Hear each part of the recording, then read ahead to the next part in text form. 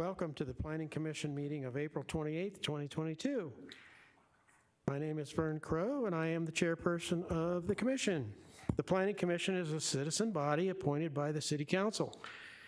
The commission is empowered to make final decisions on certain matters, with those being appealable to the City Council. On other matters, the commission acts in an advisory role to the council, with the council making the final decision.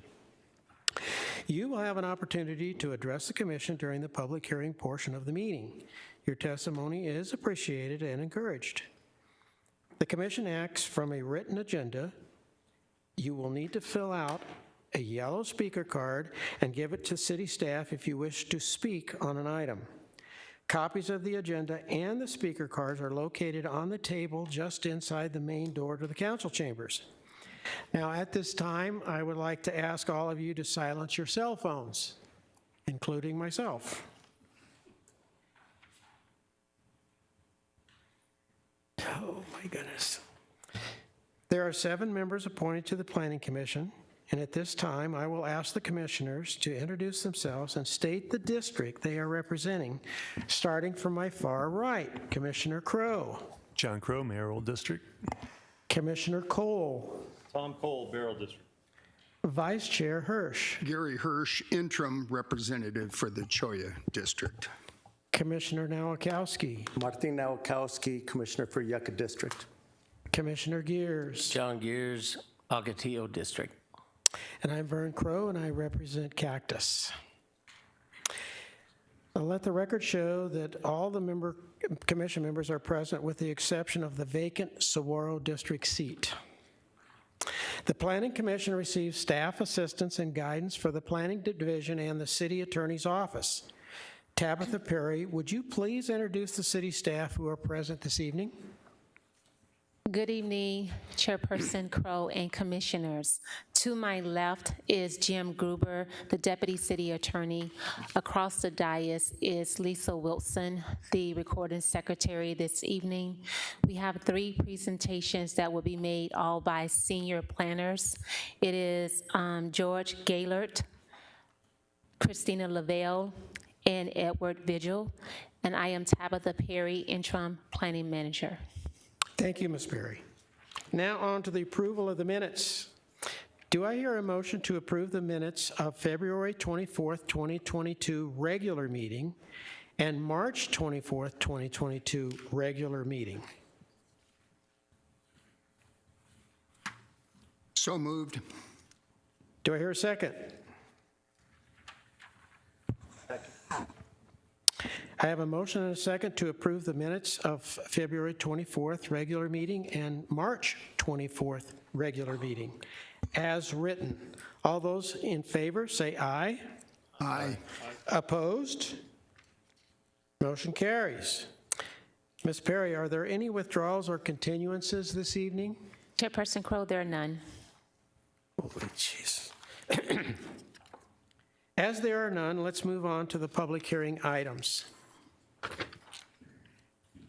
The purpose of the public hearing is to provide interested parties an opportunity to present testimony for the Commission's consideration. We will follow the same procedures for each item. I will call the application number and the name of the applicant. Staff will present their report and answer questions from the Commission.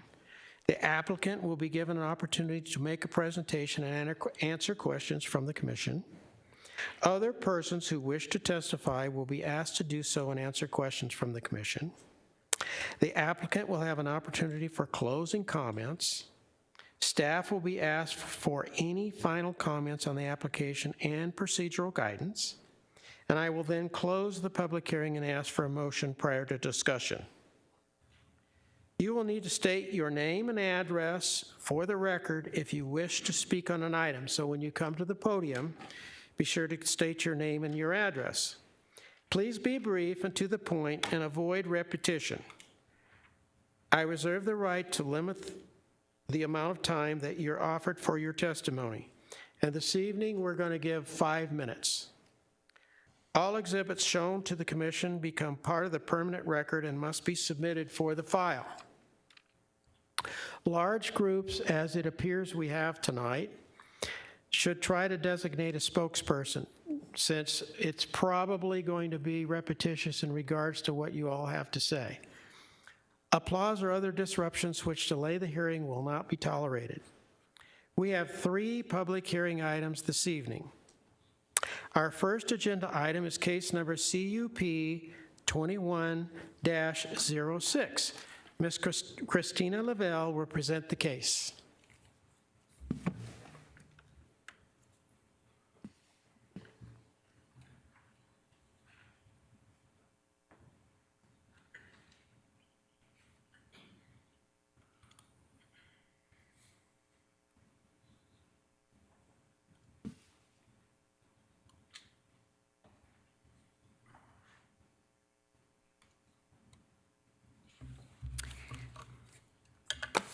Good evening, Chairman Crow and Commissioners. Tonight I'll be presenting the Gas and Auto U-Haul Rentals Conditional Use Permit, CUP 21-06.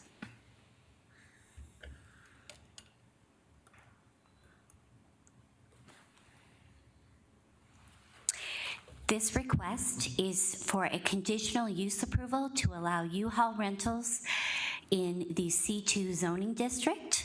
The site is located at the northwest corner of Glendale Avenue and 75th Avenue. The applicant is the property owner, which is Atul Prasad.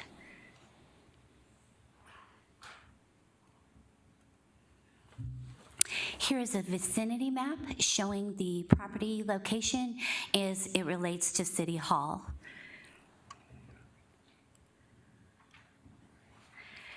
Here is an aerial map that shows you a bird's eye view of the property and shows that it is on the northwest corner of 75th Avenue and Glendale Avenue. This is the zoning map that shows the property zoning in relation to other properties in the vicinity. As you can see, the property is zoned C2. Across 75th Avenue, it is zoned general commercial as well. To the north and to the far west, it's zoned R4. So some of the project details are that U-Haul rentals or any automobile rentals require a conditional use permit in the general commercial zoning district. The applicant is providing 2 designated parking spaces for 2 vehicles to be able to be rented. There is existing access off of Glendale Avenue and 75th Avenue. This is a fully developed site. It has been developed as a gas station and auto body shop since the early 1970s. The U-Haul rentals will share an office space with the gas station and auto repair, so there will be no changes to the existing building. Here's a conceptual site plan provided by the applicant. It's kind of difficult to see, but there are 2 designated parking spaces that will be provided for this use. These parking spaces will be designated through signage.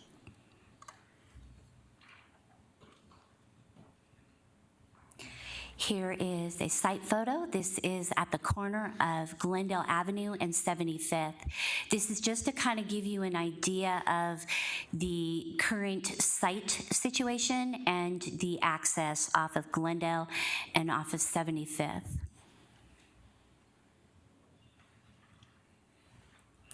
The applicant has met all public notification requirements. They did hold a neighborhood meeting virtually on February 23rd. No one except for the applicant and staff attended this meeting. There were no comments that have been received to staff or the applicant prior to the meeting, during the meeting, or after the meeting.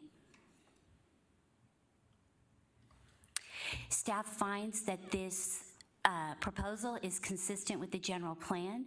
The general plan designation for this area is general commercial, and it is anticipated that this sort of use would be something that would be allowed in this area. In as well, in the C2 zoning district, this is a use that is allowed with a conditional use permit. This is a complementary type of use with the existing use of the auto body and gas station. This is not there is not anticipated that this will be detrimental to the health, safety, and welfare of any of those in the city or in the surrounding community. There is multifamily to the north and to the west. However, both of those multifamily residential units were developed at the same time that the car wash was developed. So it's anticipated that there's an expectation that this sort of use would be going on. This site is also adequate in size and shape to accommodate the use. As you saw with the site plan, there are enough parking spaces, and it has been determined that the circulation is adequate to be able to handle this use.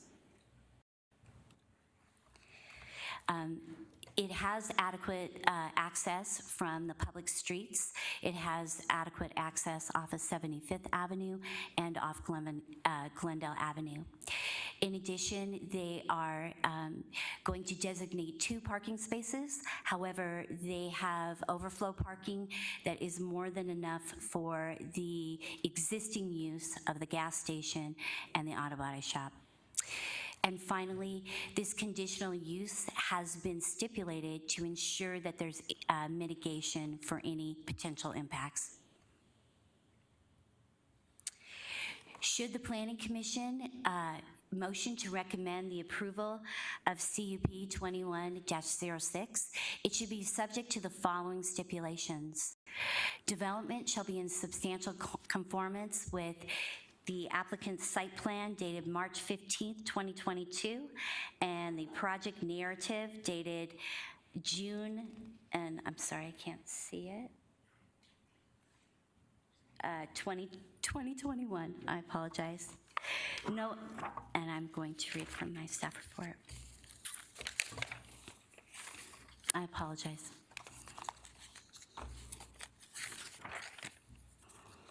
No more than 2 U-Haul vehicles will be allowed at any given time and shall use the designated parking as shown on the site plan.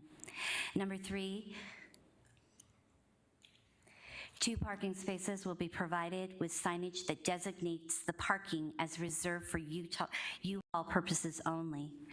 And number 4, the landscape buffers along 75th Avenue and Glendale Avenue will be replanted and enhanced with the approval of the Planning Department at design review. This concludes my presentation. I will be more than happy to answer any questions you may have. Commissioners, any questions for Ms. Lavelle? Chairman Crow. Vice Chair Hirsch. Thank you. Ms. Lavelle, the aerial photo shows 5 landscape planters. So the stipulation number 4, does that include all 5? There's one kind of at the far west and far north corner.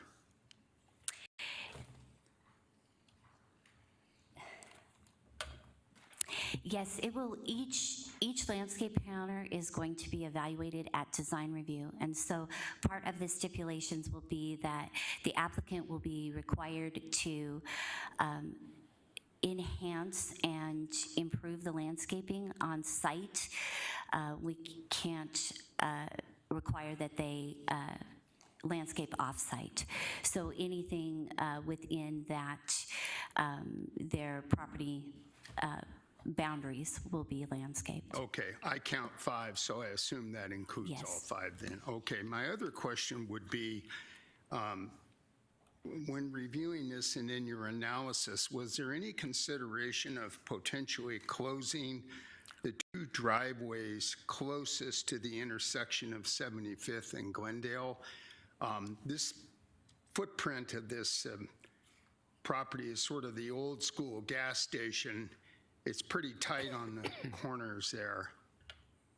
So again, my question would be, was there a consideration or discussion of permanently closing those two driveways closest to the intersection?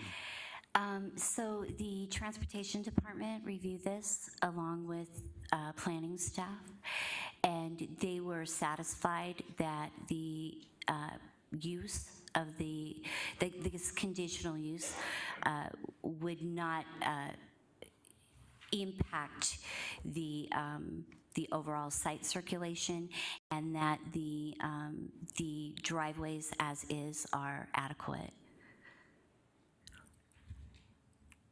Okay, how about the planning department? If traffic is happy, planning is also happy that there may have been an opportunity here to close these and maybe take a little bit of pressure off that corner? I'm not trying to play traffic engineer, I'm just trying to understand if this was part of the contemplation. Yes, so there was a number of conversations, and thank you, Chairman Hirsch.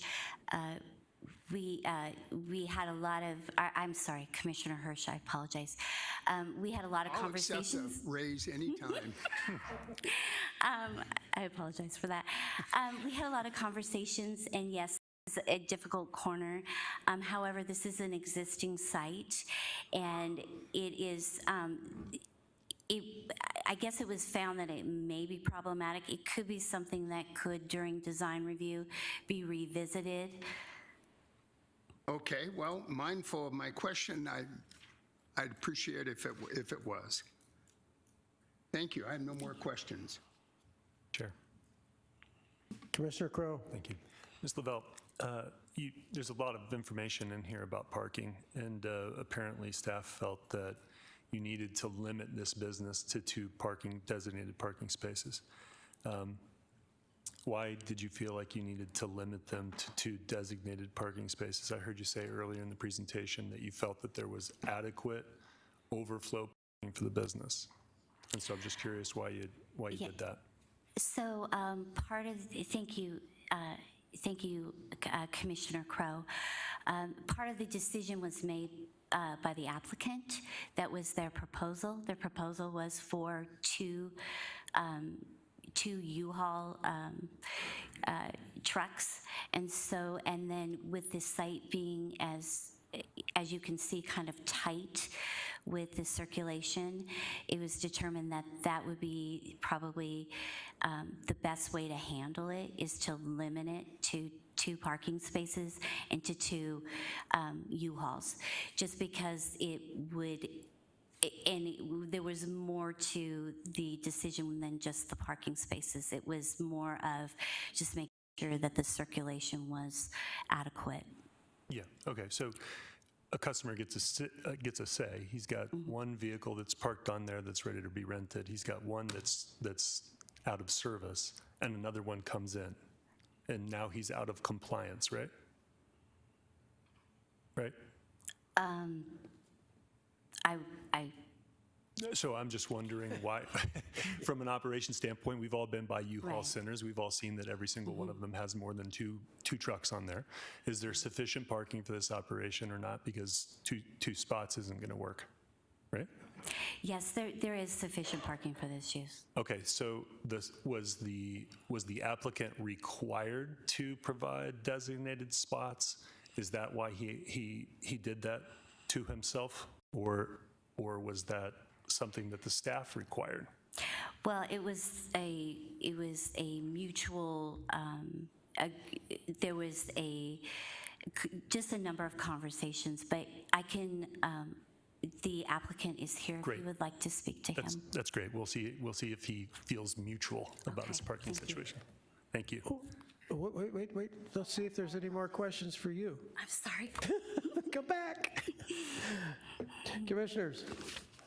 Chairman, Commissioner Gears. I drove by the site, and is there going to be a limit on the size of the trucks? You have very large U-Haul trucks and then just vans. is there space for a 30-foot, 35, 40-foot truck to be parked there and two of them? Or is the applicant going to limit it to just the small vans? Yes, so I think that would be a question for the applicant. Again, it was that they determined that they had enough space for the U-Haul trucks, so they can speak to that and let you know if they believe they have enough room for like a 30-foot truck. Thank you. Thank you.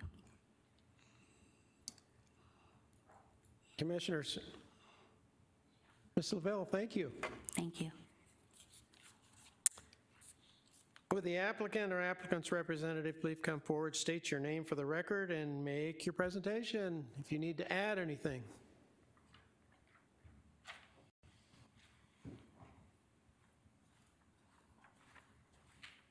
Good evening. Two things I want to address. One, Sir, your name and address, I'm please. sorry. My name is Atul Prasad, and my business area is 7504 West Glendale Avenue, Glendale. Two questions come up and looks like I have to little bit clarify on it.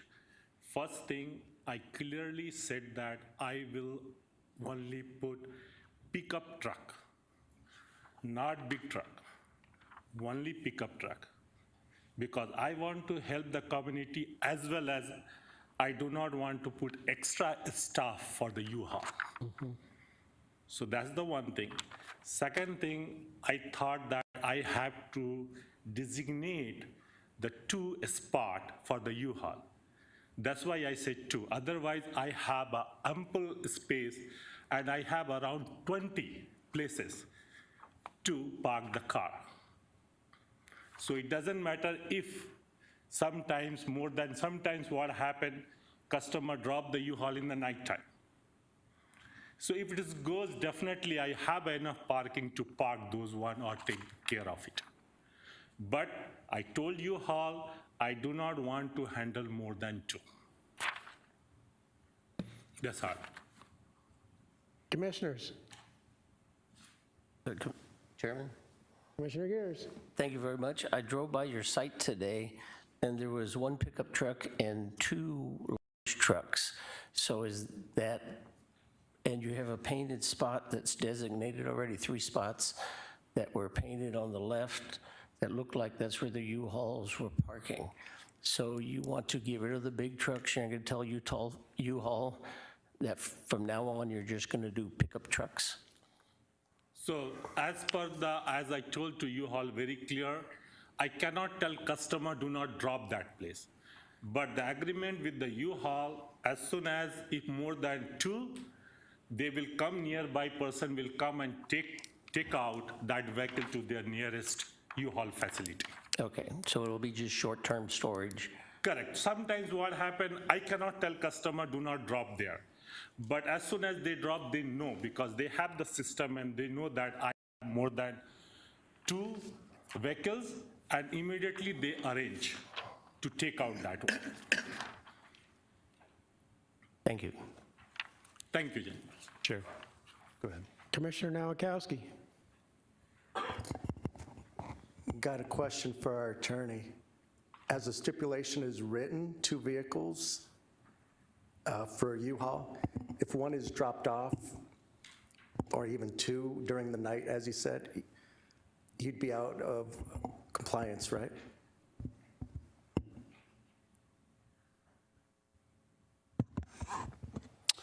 Chair, members of the commission, let me work through that hypothetical. So you're saying, so I read this, the stipulation number 2, no more than 2 U-Haul vehicles are allowed at any given time. Would that, and in your hypothetical, there are 2 vehicles?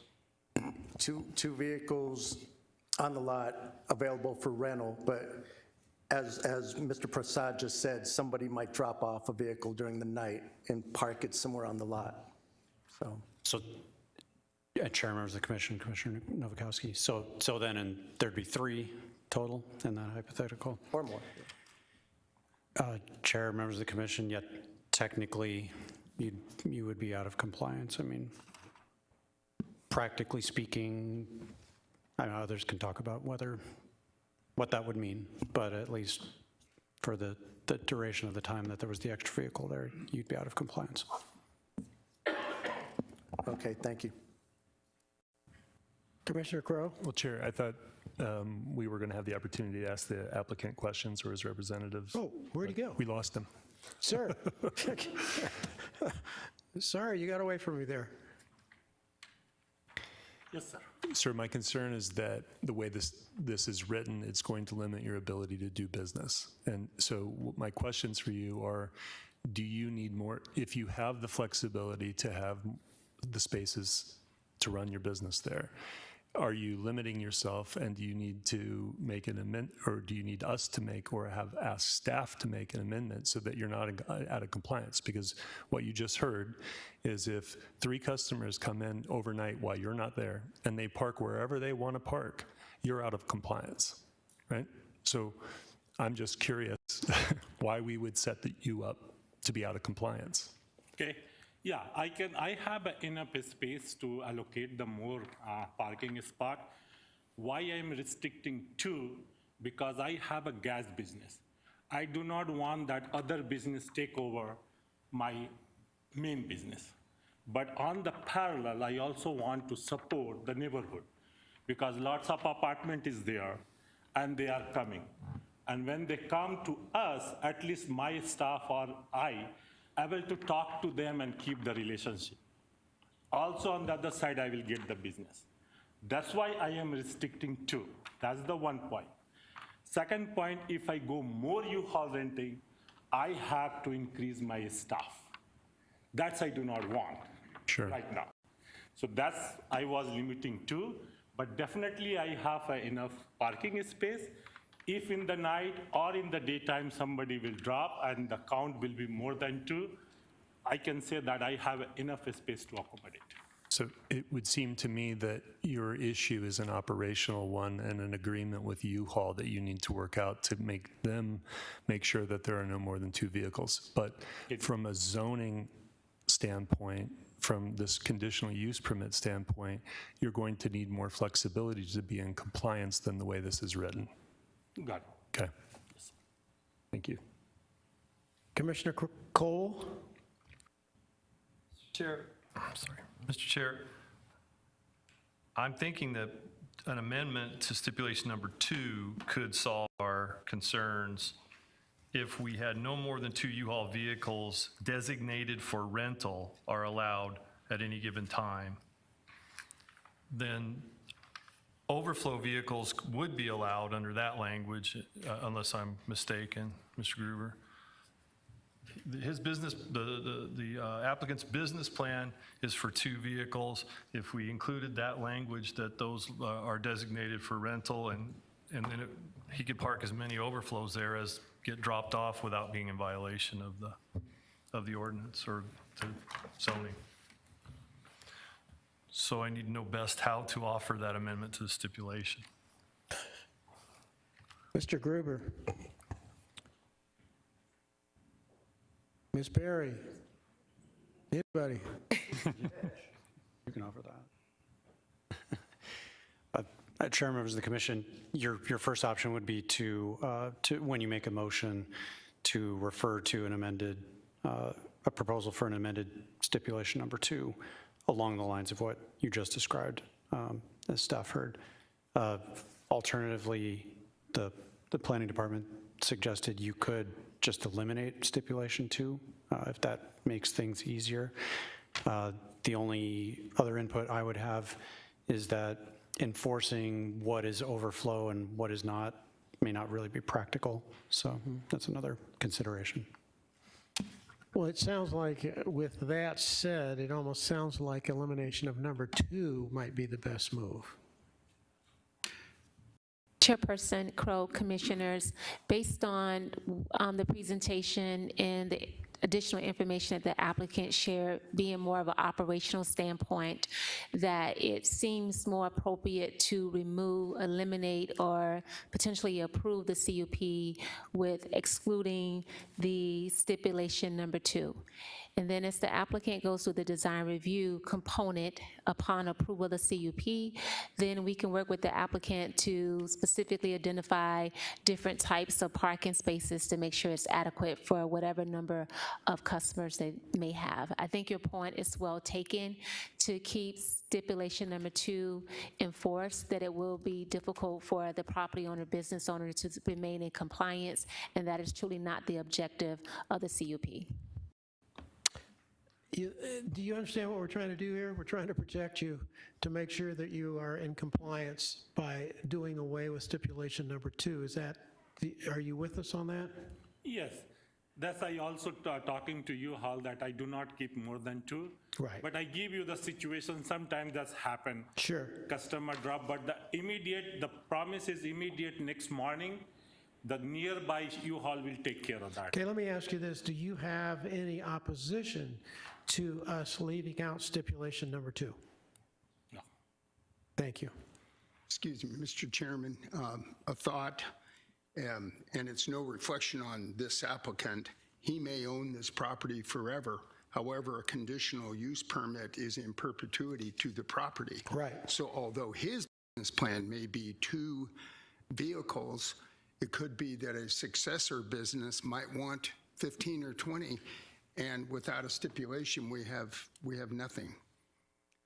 So that gives me pause about removing the stipulation in its entirety. So can I get a clarification from staff if I'm barking up the wrong tree here? But Well, I don't know how we could come up with a number.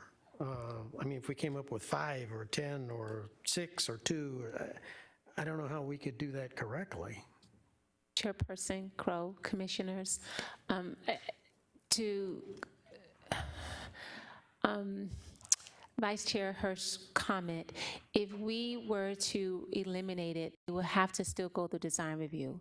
During the design review aspect of it, one of the requirements is that they need to meet the parking requirements. So as we evaluate an administrative process for design review, we will look at it to ensure that there's adequate parking for the business based on our parking requirements. I'm fine with that as long as a successor property owner, if and when that would occur, would be grandfathered into that agreement, because we understand what he wants to do. We're just trying to make it easier for him to stay in compliance at all times. His business plan is clearly 2 vehicles and going to stay like that. But if design review is going to relieve that issue, then fine, great. Commissioner Cole.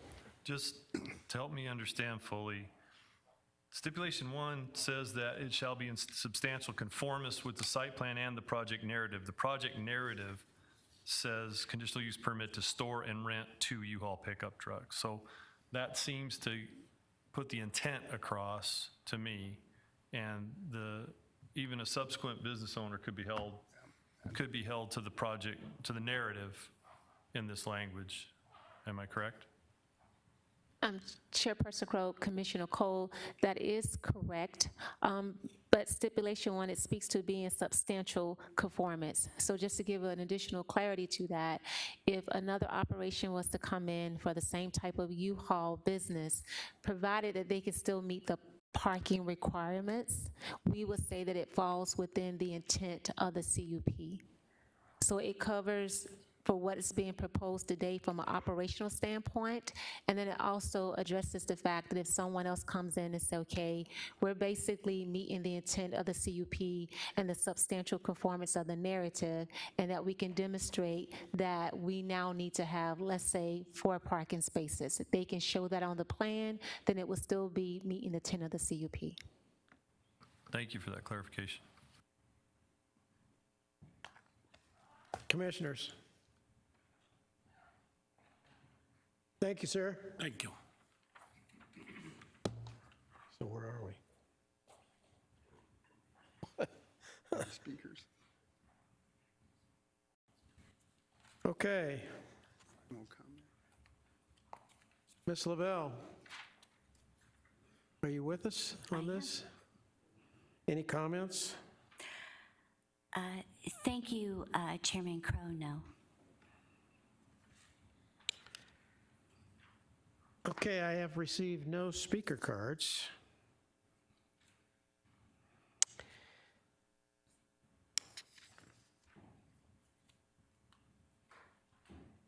So I'm going to have to.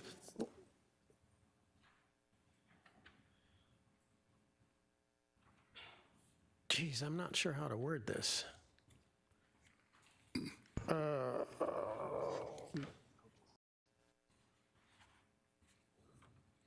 We're just going to dump two.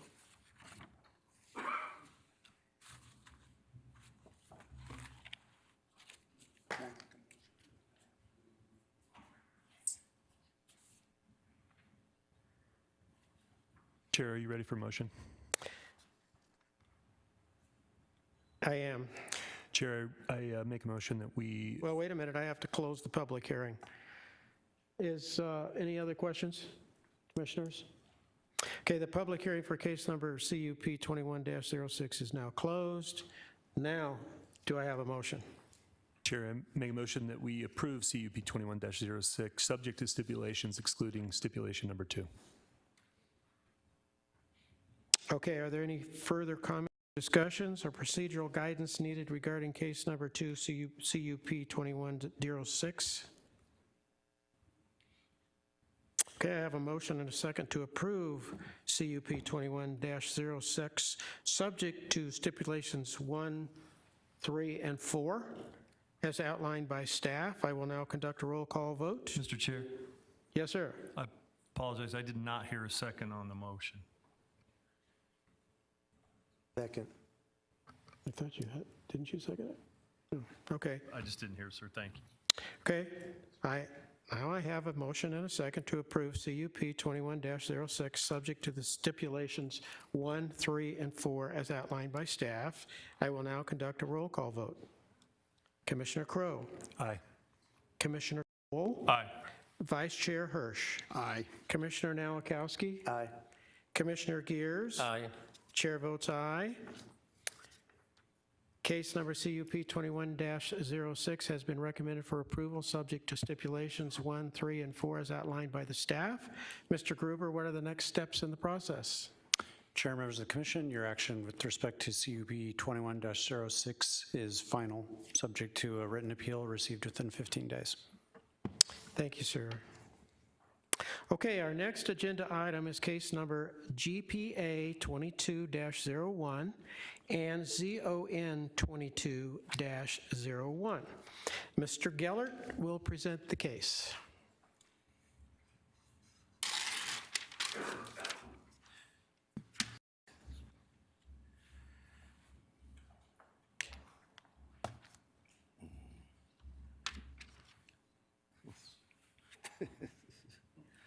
Sorry, one moment. No worries. Why is it doing that? I don't know. Are these PDFs? Yeah. No. They're not. This is yours. Let me look at yours because I think there was one that was off the thing.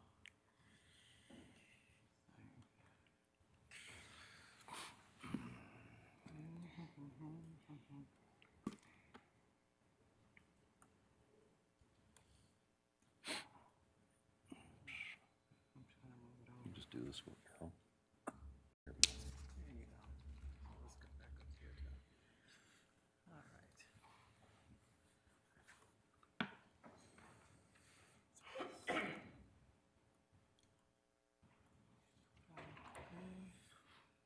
Just put it full screen. Then you want slideshow.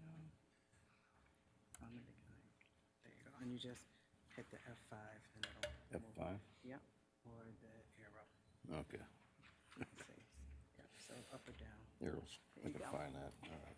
I can see it too. Great.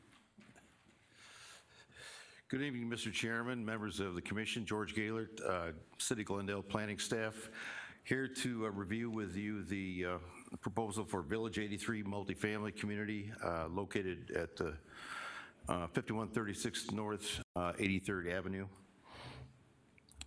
The request before you has two parts. The first is a minor general plan amendment from LDR 2.5 to HDR 20. The second part has to do with the rezoning from SR 17 to R3 or multifamily. The project is a little over 5 acres in size. The applicant is John and Adam Froke with Froke Urban Planning LLC, for the owners Dorothy Keith and Teresa Zadek. This is the location of the subject property. It's about 1,000 feet north of the intersection of 83rd Avenue and Camelback. The site is designated by the Glendale General Plan as LDR 2.5. It's depicted with the yellow rectangle, and is surrounded to the north and east also by LDR 2.5.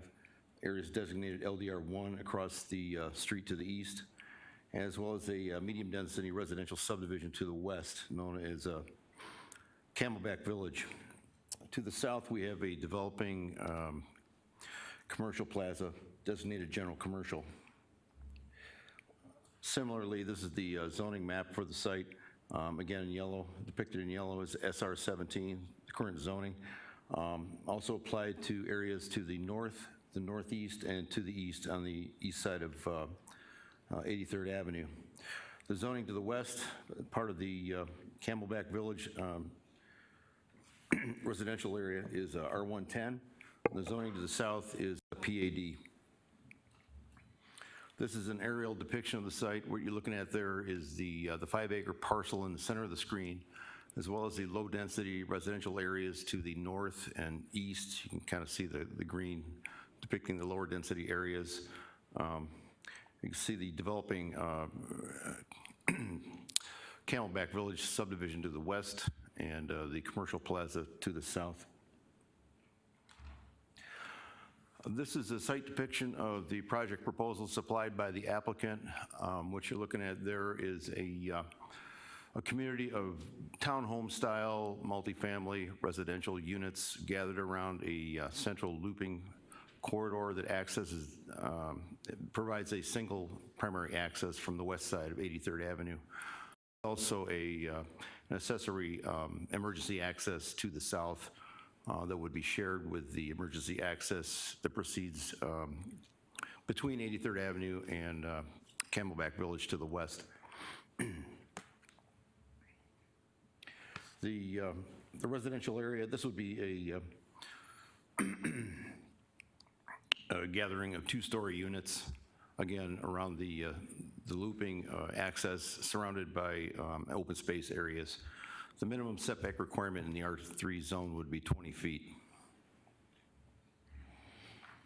This is the photograph of the site looking from 83rd Avenue right down the driveway to the primary residence. There's a single residence on the property, and it's surrounded by a series of horse pens to the backside. This is looking north to the single-family residential areas. Again, this is the subject property to the left side of the screen. Low-density residential to the north along 83rd Avenue. This is a shot of the residential areas to the east across 83rd Avenue.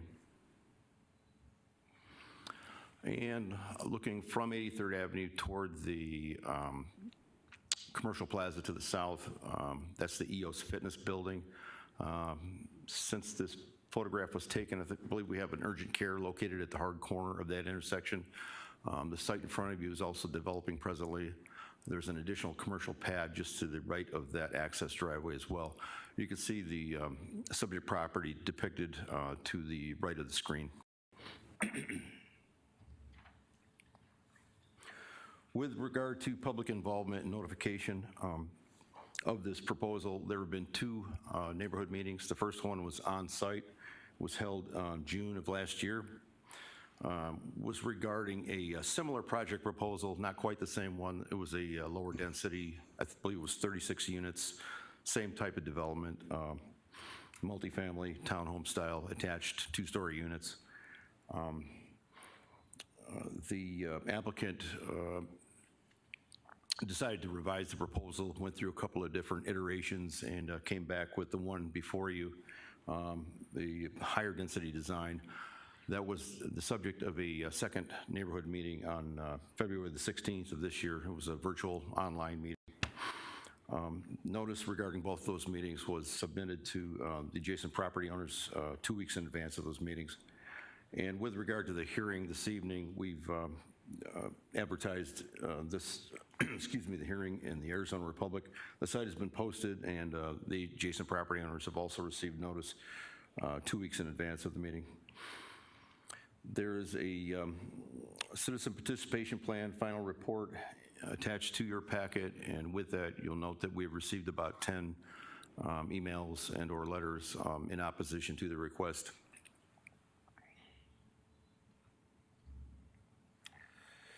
With regard to staff's review of the proposal, staff finds that the site basically is located in a part of the community where infrastructure exists. It provides another level of housing variety in the community, and the resulting traffic impact is not really significant enough to warrant any substantial traffic improvements. Basically just the routine, right-of-way dedications and improvements along the frontage of the property. Oops. Excuse me.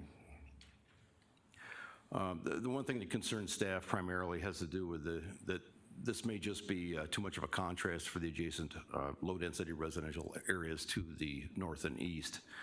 We believe that this might be a good site for some kind of transitional development, although what's being proposed here is, we believe, a little bit excessive in the way of density. The current density allowance is 2.5 units to the acre. What's being requested is 20 units to the acre.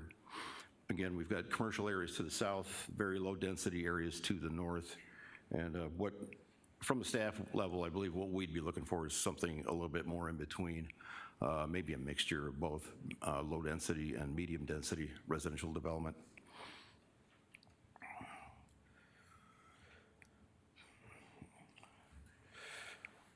Again, given that this is a two-story development, we believe that might be a little bit out of character given the location. And I think one of the things that we often hear from residents is that they don't want the 2 stories up against the 1-story houses. And there might be an opportunity here to kind of redesign this, come up with something that's a little more, maybe a combination of 1 and 2-story.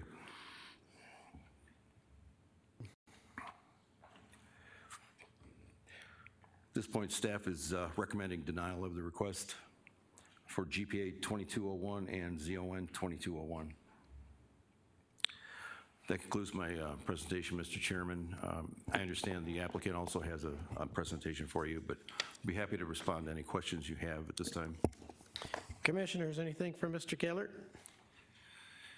Chairman, I have a question. Mr. Gears? As soon as I find the slide. On the property that's being constructed by the fitness center, there's that one area on slide number 11, the area that's all fenced off. What is planning to go into there?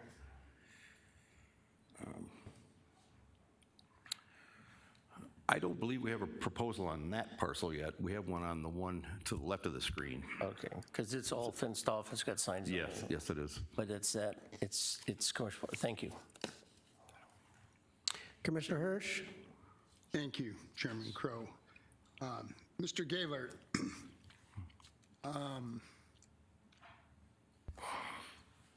the citizen participation process, as you noted, there were 10 emails based off the notification, and those objections included traffic, impact to schools, parking, emergency access, and potential for short-term rentals, and building height. So let's first address building height. These are proposed to be 2-story? Yes, sir. Okay, what is the building height of the existing commercial property to the south, the EOS Health. Isn't it something like 35, 40 feet tall? I honestly don't know. I'd be guessing. I'd have to look that up, but that's probably about right. Okay. And a two-story building would be then conceivably half of that height? 20, 22, 25 feet. So roughly, Yeah, roughly. in general terms, roughly height of what we believe the existing commercial property is. Short-term rentals. Is there anything in code that directs the planning commission to consider whether something is a rental or owner-occupied for residential dwelling? That would be a tough thing to enforce, for one thing. The other, I don't believe we have the ability to do that. Yeah, I'm not aware of anything. I'm just wondering if staff can make me aware. I'm not sure that we can consider, even consider concern over rental versus owner-occupied when considering zoning. Well, the one thing I'd like to point out is that this is a multifamily environment. It's all owned by a single entity. The physical site and buildings would be. This is not, when I refer to it as townhome style, there's no individual ownership. It's all in common ownership, and they would be rented. That's not to say they couldn't come back and file a condo plat.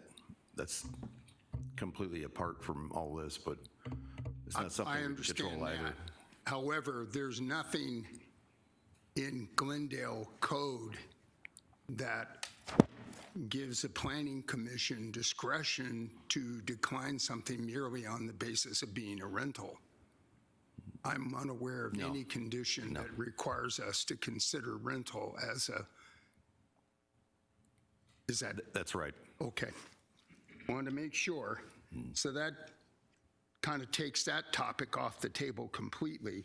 Schools, in my packet, I have a sign off, which I believe from the school district stating they have adequate facilities to accommodate the projected number of new students.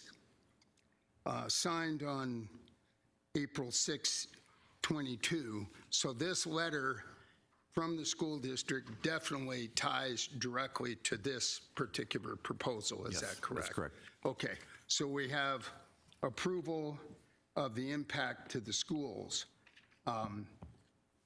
Is there adequate parking in the design as required?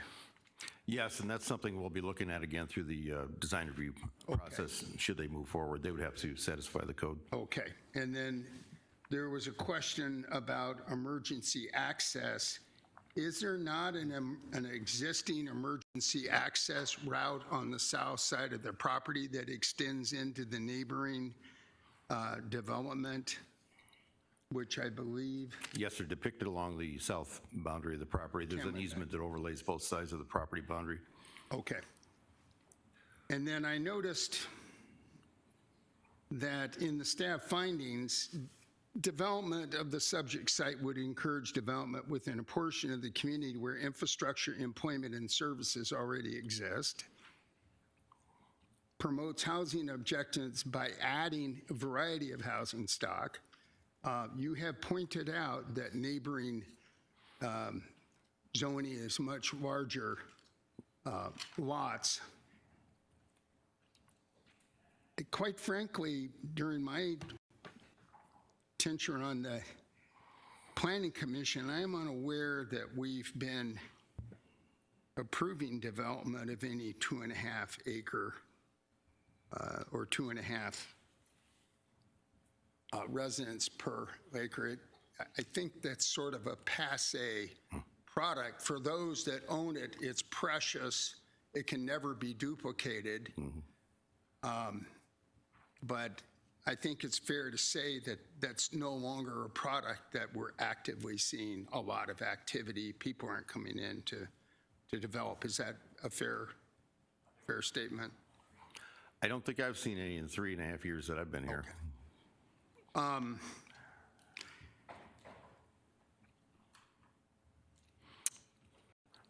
I noticed there's reference to traffic statement, the submitted traffic statement suggested that at build-out, total traffic volume generated by this proposal would not warrant a right turn decel lane. And in reading the traffic report that accompanies the packet, I find that actually, if I remember the verbiage correctly, that this didn't really even warrant the study.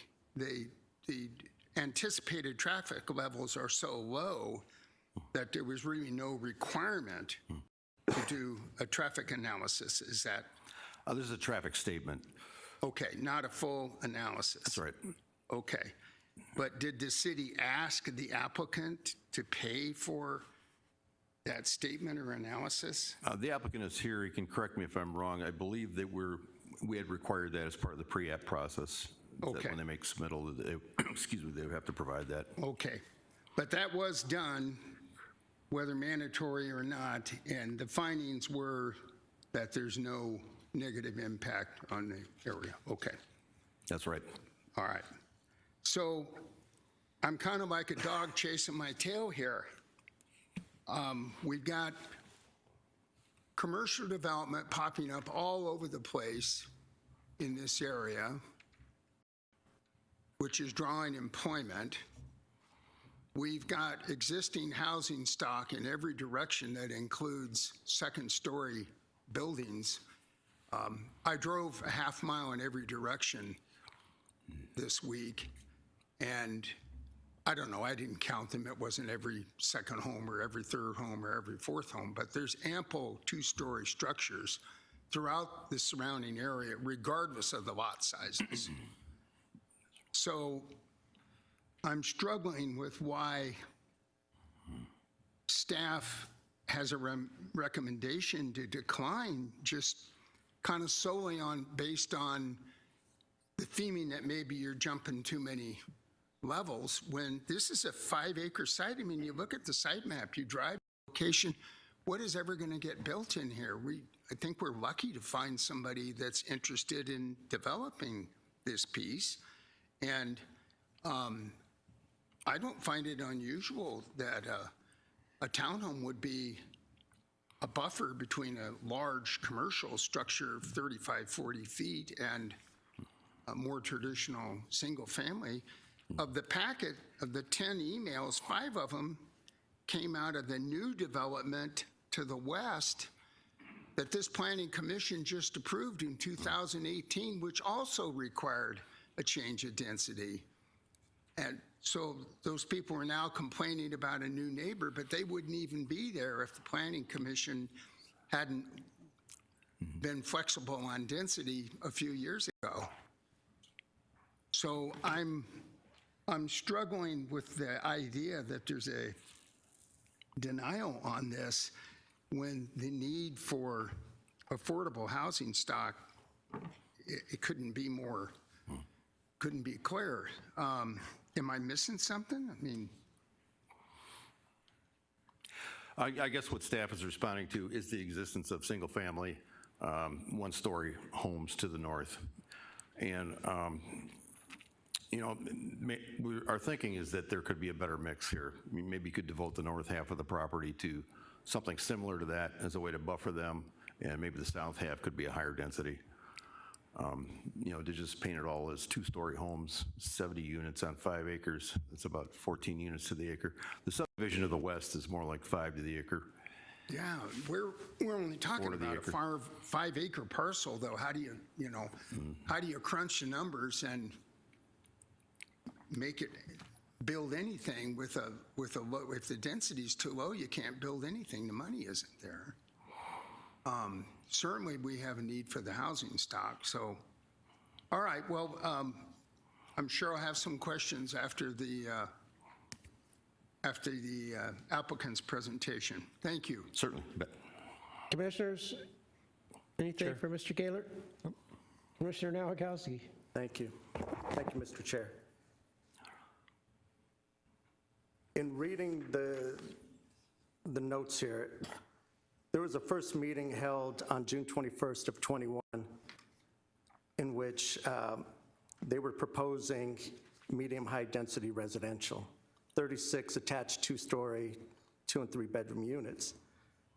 Fast forward 8 months later, and after neighborhood input, after opposition, 8 months later of let's redraw this, let's refigure this, let's sharpen our pencil. What resulted was 70-unit multifamily project, high-density residential. Is there a story between those 8 months, June 21st and February 16, why the developer felt they needed higher density? Sure, and I think the applicant can respond to that better than I can, but just simply put, yeah, there was a perceived response from the neighborhood. I think the applicant went away, did some thinking about it, considered the notion of maybe a subdivision more like the one to the west, and or even something akin to like a senior living facility, and in the end came back with the one before you, perhaps for the reasons that Commissioner, that you were citing, having to do with the cost. Commissioner Hurst, I'm sorry. It's been a while. I'll hold off for another presentation. Commissioners? Chair. Commissioner Crowe? Your staff finding says that the proposal may not be consistent with the Glendale general plan policies relating to density. May is a pretty weak word, isn't it? Sure. It's a subjective call on our part, for sure, but our perception, I guess, is that there's a better medium here. Okay. Because we just heard the other commissioner go through parking and go through traffic and go through schools and go through all of those things that you found were in compliance. And then we've got this really weakly worded may not be consistent that I'm wrestling with when we're denying a property owner his right to develop a property. That's it, Chair. Thank you, sir. Commissioners? Chair. Yes, sir. The chair, members of the commission, the only point I was going to make is that to remind you that in Arizona, courts have determined that rezoning and zoning is a legislative function, and when municipal governments are acting in their legislative capacity, they have a pretty broad amount of authority. So the question about rentals versus homeownership, not saying that was part of or informed staff's decision, I don't know, but that is something that theoretically a council could take into account in reaching a decision, and you are making a recommendation to the council with respect to its authority. Thank you, Mr. Gruber. Commissioners, anything else for Mr. Gaylor? Thank you, Mr. Gaylor. Sure. Will the applicant or applicant's representative please come forward, state your name for the record, and make your presentations, please? Could I back out of this and use my own? Oh, you got different presentation. Just a brief one.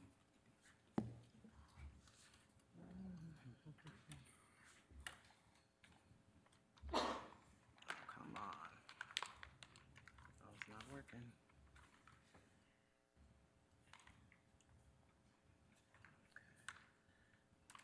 I think this one is yours. That's yours.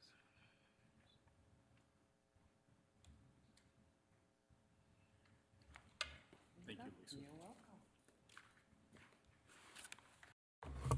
Good evening, Chair, members of the Planning Commission, John Froke. I'm here to represent, by the way, the Phoenix Suns won tonight, so that's a good thing. Maybe you didn't want to know that. I'm here representing the family that owns the property. I've never met the owner of the property. Her name is Dorothy Keith. I've been working for the last 14, 15 months with the two adult children, and so I'm here tonight with our real estate professional, Jeremy MacArthur, to present what we think is a really good infill project, and I've got a very brief presentation that I'd like to go through. I want to thank staff for getting us on the agenda and through a process that we all know everybody's busy, and so we appreciate the effort by Mr. Gaylord and Tabitha and Lisa to get us at least in audience with the Planning Commission. So the two land use applications, general plan amendment and zoning application, and I'll speak to Commissioner Nowakowski's question or statement regarding what happened between June and February. So we're asking for a general plan amendment, a minor amendment from residential to residential. The category of 20 to the acres, that's the category we had to go to effectuate our site plan, and I'll get into that in a minute. We don't want to do 20 units to the acre, it's too dense. The rezoning is from SR 17 to R3. That's one of 4 or 5 different zoning categories that are available for property owners in Glendale to utilize for different forms of residential. We are proposing 70 units, and I'll get into that in a minute. The bottom line with Village 83, that's the working title for the project. This is an infill housing project. It's gated. If you don't live here, there's no reason for you to go in to Village 83. We specifically designed it to be gated. That way, unless you're a visitor or the pizza delivery person or the package delivery person, there's really no reason for, unless you live there, for you to enter the site.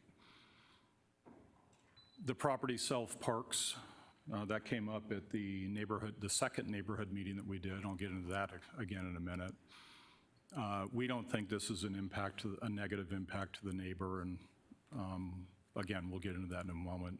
We do have 30% open space. I think the residential category for a development of this type would be 20%. We did do 2 neighborhood meetings. We did one in June at the property. It was fairly well attended.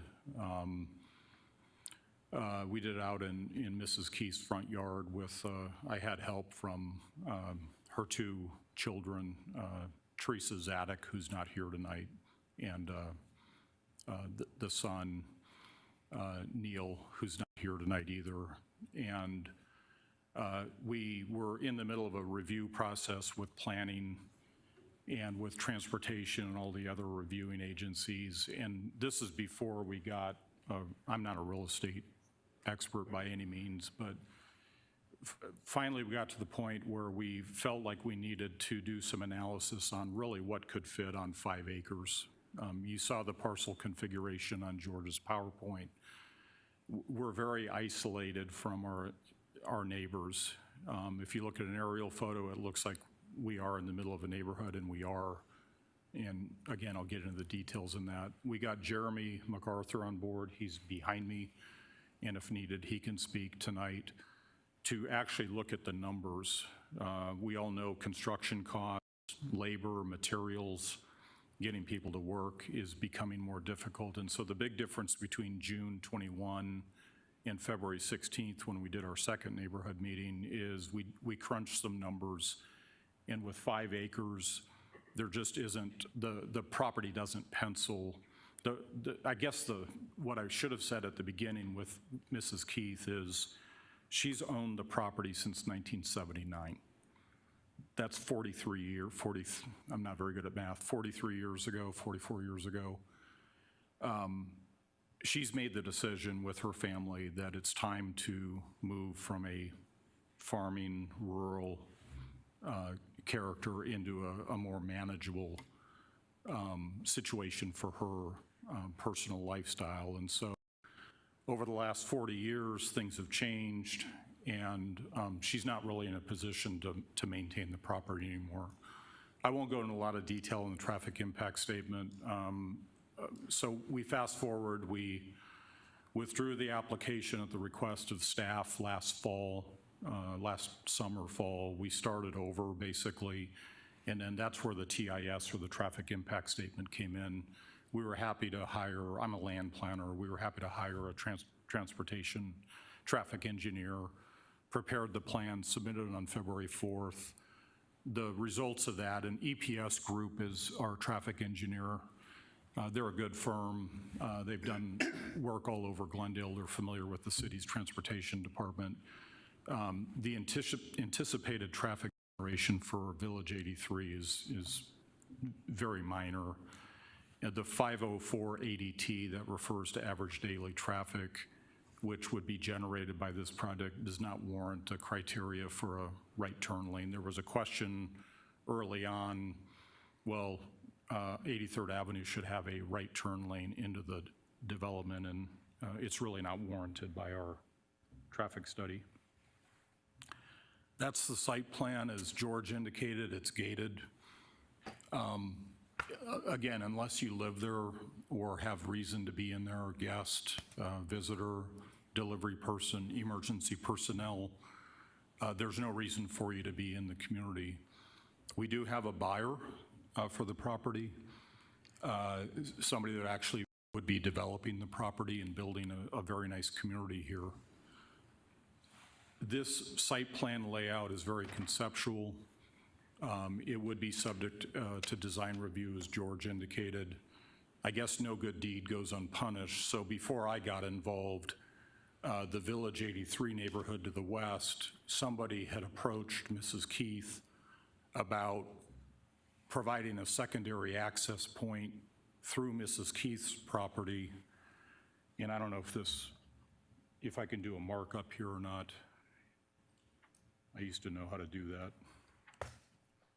So this area here provides the secondary access that's required for Village 83. So I drove on this a couple Saturdays ago. I actually do property posting. I posted the property with my wife, and we drove around the neighborhood,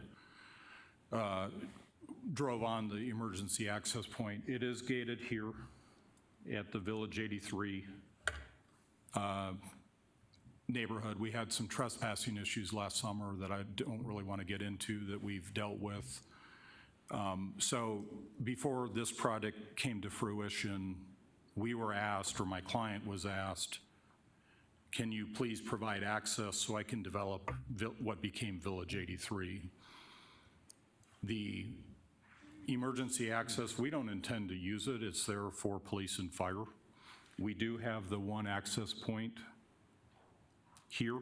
If you look at the screen, that'll be gated as well. So we don't anticipate, our residents would not be using that.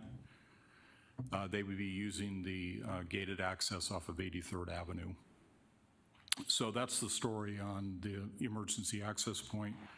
George had came back with us about a month ago. I think the city's traffic engineer that reviewed the traffic study said, hey, wait a minute, there's a gate here. Do you think the applicant would be willing to add a secondary gate? I told George we would be willing to do that if that's a stipulation of approval for the project. So I never heard back, so that's on the table, is if the city feels like that needs to be fenced off for whatever reason, we can do that. There was mention of setbacks. We're actually doubling what's required. So rather than push up, we've got dwelling units along our west property line. That's where Village 83 is. Rather than having a 20-foot setback, we did listen to the neighbors, contrary to what some people might think on social media. We doubled the setback, so that's 40 feet. There is one home north of you. I'll go to the aerial photo in a minute. Again, we doubled the setback there from 20 to 40 feet. So we're trying to make a good neighborhood. It's self-contained. One of the questions that came up at the virtual neighborhood meeting in February was, well, where's everybody going to park? The project self-parks. We're sensitive to parking. Every unit will have its own garage. These are not carports. They'll be individual units, individual garages. We live in the Sonoran Desert. It's good to have shade. We would not be having access or parking folks on the emergency access. We want to keep that open for police and fire vehicles. I didn't, for the sake of time, because we didn't really get our packet till last night or this morning in terms of some of the letters that were sent out, so shame on me, but 4 or 5 of the letters are coming from one close by and others that are miles away. The person at 75th and Glendale, next to the new 2-story apartment complex in the U-Haul facility, I'm not sure what Village 83, what impact they're going to have on them. So again, we're trying to be good neighbors. These are some of the amenities nearby, the stadium, the arena. There's a lot of new residential going in, as George indicated. Stonehaven with a lot of new homes or quality homes that are being built. 4-story apartments up on 91st and Glendale, and then Heroes Park, which the city just filled the lake, the fishing lake, which is great. So that's about less than a mile away or a mile away from Village 83. Similar land use and zoning. We're not the only ones looking at similar zoning. I'm not going to go into all these for the sake of time, but areas like at 75th and Camelback, R3 next to residential and commercial. This is hard to read. Bethany and 67th, I believe. The yellow, the dark brown, I guess, is multifamily, so R3 and R4. That's 67th and Bethany, excuse me, southeast corner. More multifamily, other parts of Glendale. This is Bell Road, the Bell Road corridor, economic engine for the city, 63rd and Bell. There's a lot of multifamily next to residential and commercial. This is up in Arrowhead, 75th Avenue and Loop 101, a lot of multifamily, wrapping commercial, wrapping single family, churches. The country club is up in this area. A lot of nice neighborhoods that things can coexist. So frankly, in our opinion, the proposal tonight is not out of keeping with land use and zoning policy in Glendale for the last 40 years. We have every intention of doing a really high quality project. Quick snippet, I think this is the last slide. Unless you're not looking at the news or reading newspapers or digital media, Arizona has a housing shortage. Phoenix has a housing shortage. Glendale has a housing shortage. All the new jobs that are going to be built at Crystal Lagoons, and not everybody is going to want to live in a single family home. We're trying to provide an opportunity for a quality neighborhood. These are just some snippets, some headlines from 3 different media outlets. The amenity package, which would be subject to design review, that would be a later stage if the zoning's approved. Swimming pool, obviously, clubhouse, a fitness center, leasing office on site. Everybody loves dogs, or most everybody does. We have a dog, facilities for dogs, playground area for kids. I already mentioned the garages for each dwelling unit. So we think we have a good story to tell. We know it's higher density than some of the properties in the area. The EOS Fitness, which is not on our property, it abuts the fire emergency access point. That building is new. It's right next to my client's house. Frankly, she doesn't want to live next to that, and the area is transitioning with Stonehaven and with some of the other projects that are being built, and she would like to be able to have the property rezoned after living here for 40 plus years and looking for a more amenable living environment for her and her family. So I've said way too much, and with that, I'd be happy to answer any questions. Commissioners, anything for Mr. Froke? Commissioner Nowakowski? Thank you, Mr. Chair. Mr. Froke, I'm under the impression that Mrs. Keith, Correct. she wants a more manageable lifestyle. That's why she's selling. I'm getting the impression she's going to live there. That's her desire? That's the way it sounds to me when you're saying it. Chairman, That's why she's selling? yeah, Commissioner Nowakowski, the intention, as I understand it, and Jeremy, correct me if I'm misstating it, is that if once she moves once something gets developed here, she obviously would not live here anymore, and she would find a different house somewhere else. That's what I thought. Thank you. Yeah, is that correct? Yeah. Thank you. Commissioner Gears? Mr. Farouk, thank you for the presentation. You said the amenities, the pool, the dog park, where would they be on this layout? Or where might they be? You have a ball court and then stormwater basins and a playground. And while you're looking at that, the garage, is it a two-car garage? Can you put a full-size pickup truck in it? Or will people have to park elsewhere if they have larger vehicles? Through the chair, Mr. Gears, Commissioner Gears, so the amenity package, again, would be subject to city staff approval through design review. All of the amenities that I mentioned are representative of what might get built there. The map that's been, or the site plan that's been drawn, we're showing potential ball courts.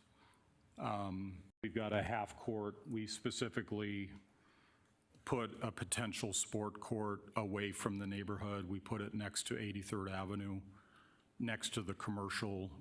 Again, all of this would be gated and confined to our residents. We've been working with the city engineer on stormwater retention. There is other areas throughout the site.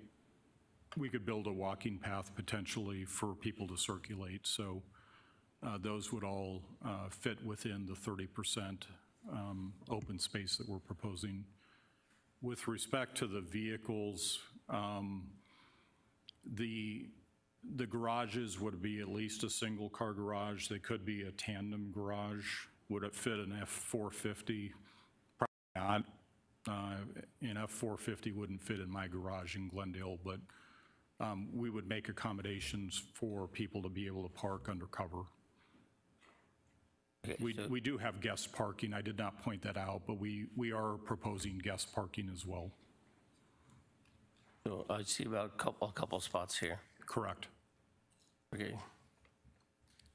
And so where would you plan? If you have families with two cars, and you have single cars, so you have 70 other cars, where would you put 70 other cars? There's guest parking. Well, let me just back up. The project meets the city's parking standards per the zoning ordinance. The reality, like the scenario you're mentioning, who knows? I live in a single-family neighborhood in Glendale, lived there for over 20 years, and do we have a parking problem in my neighborhood? We don't today. We did when somebody across from me was renting their house out to God knows how many people, and people coming and going. So we self-park on paper. Again, each of the 70 units would have their own parking, and then we would add the guest parking per the zoning ordinance. Okay, thank you. Thank you. I was going to point out, again, we are trying to listen to the neighbors. The units, I forgot to mention this before, despite how much setback we're proposing with not putting the units adjacent to our west property line, we're proposing tonight to offer a stipulation that those units be limited to single story.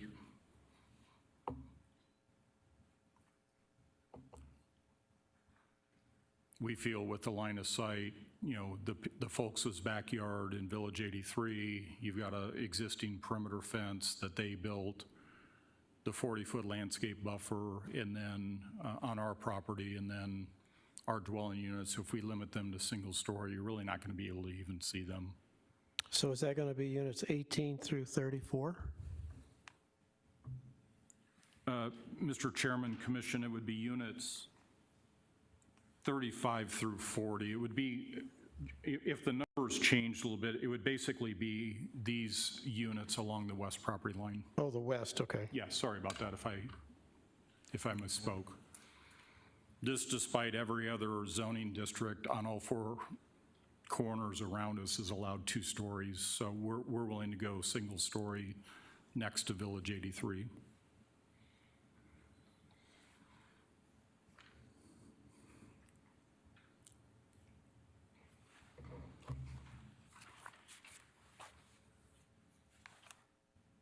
Commissioners?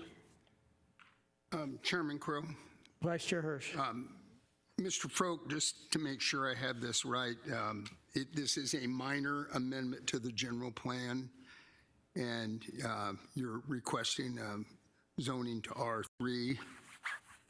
It is a gated community. As designed, it would be self-parked on property. Your property owner, the current property owner, has resided there for 43 years. Wow, she moved here same time I did. 30% of the property is proposed to be open space, and 20% is the requirement. And you have doubled the setback on the west and north property lines to double the city standard. Is that correct? And now you've offered a stipulation that the units constructed along the west property line would be single story only. That is correct. Okay. I have no further questions. Thank you. Thank you. Mr. Chair. Commissioner Nowakowski? In reading staff analysis,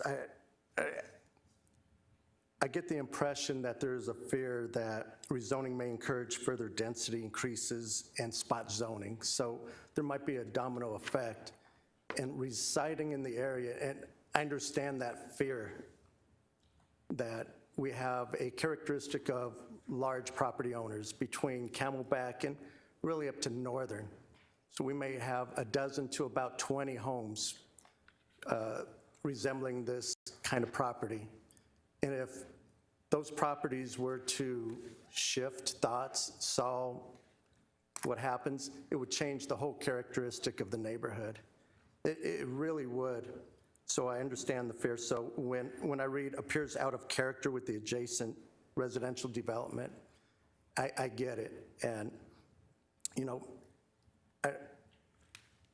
maybe Mr. Gaylor, can you clarify that perception that this may encourage further density increases and spot zoning, what that means in your analysis? Well, I think the applicant just offered up a half a dozen different examples around the city where this has already happened. I wouldn't begin to suggest that those are identical situations or circumstances. It's too hard to say at the moment, but I think that he's using that, you know, as part of the basis for suggesting approval of this request. Would you agree the 83rd Avenue corridor characteristic right now is large lot owners and a more rural feel? I mean, if you compare it to North Central between Glendale and Northern, that kind of drive, that kind of feel, and if it was to shift, you know, it'd be a loss of a characteristic. Am I kind of correct in perception? I would say certainly that portion, that segment of 83rd Avenue just north of this site falls into that category, yeah, both sides of the street. Right, thank you, sir.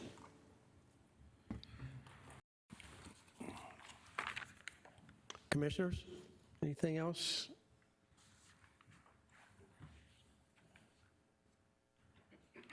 Thank you, Mr. Gellert. Thank you, Mr. Froke. Anything else from Mr. Froke, by the way? Commissioners?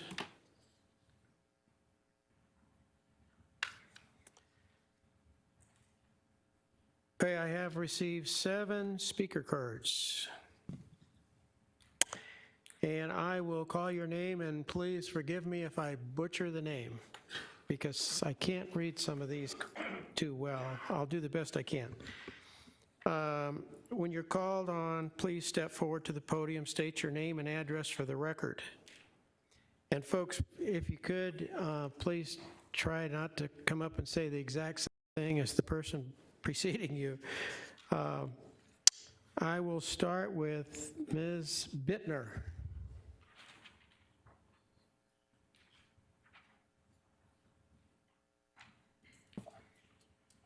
Welcome. We're going to try to stay within 5 minutes. Good evening, Commissioners. Thank you for the opportunity to speak. As you stated earlier, my name is Ms. Bittner. I'm representing 7946 West Vermont Avenue in Glendale. I have, in fact, had the opportunity to know Dorothy through the years, and she provided an opportunity for me to have a place. If you were not aware, I did hear in the remarks earlier that dogs were mentioned. The scale of dogs for the property presently was for Mastiffs. I'm not certain if you're familiar with that breed, but we're talking a massive dog.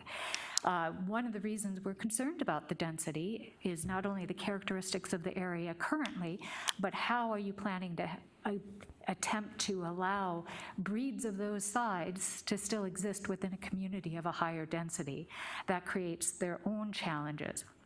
And with Dorothy and her family with farming for citrus and the Mastiff breeding programs through the years, density is in fact a concern for ours. And as was mentioned by Commissioner Nowalski, the characteristic of the community being developed changed through this process. I must express a displeasure with the letters that were sent out for, unfortunately, no one has control of the mail at this moment, and I do understand we're coming out of a pandemic, and it's unfortunate that those letters did not reach all in the community that were impacted. The recommendations by your staff for this particular proposal of denying it, I fully support that proposal. I recognize the challenges of the Planning Commission at this time to meet other housing challenges in the area and some of the pressures that you are all under. That said, and I appreciate the points that Commissioner Hirsch made, however, those points are directed in a little different area for the community at hand. I recognize the challenges that each of you are going to be presenting and the commercialization and the increased costs in the area and those impacts to development. However, the new plan, which was what was represented tonight, is an increased density that was not consistent with the expectations nor how things were to move forward for those that, as was said earlier, Dorothy was an excellent community member through time, and it would be inconsistent to approve this plan at this moment. I do believe a great deal of going back and sharpening the pencils or redeveloping it is needed at this time, and I would encourage the Planning Commission to accept the proposal of your staff in denying this application for change. Do you have any questions for me personally that I might address tonight? Commissioners? We're good. Thank you very much. Thank you for the opportunity to speak, and good luck in your choices. And if you can address the density issue by having it, that would be highly recommended at this point and much more consistent with our neighbors in the past and the original wishes of Dorothy. Thank you for your time this evening. Thank you very much. Okay, Joe Barbosa? Hope I didn't kill that one. Okay. It's been killed before, but you're... Yeah. Welcome, Joe. All right. Thank you for allowing me to speak tonight. I'm a resident of Camelback Village. I live at 5109 North 84th Drive, and I'm here with my wife and children to oppose the rezoning of said property. They're directly behind us. We do not want 2 stories. The recommended amendment that this gentleman recommended is not good enough. Dorothy, God bless her, she can sell to whoever she wants, but it needs to stay single family, low density, low density. We don't want townhouses, but we don't want apartments behind our homes. I want to make that clear. We do not want apartments or townhomes behind our houses. Thank you. Thank you, Joe. Sorry. Any questions? All right, Commissioners? All right, thank you, guys. Thanks. Adriana Barboza?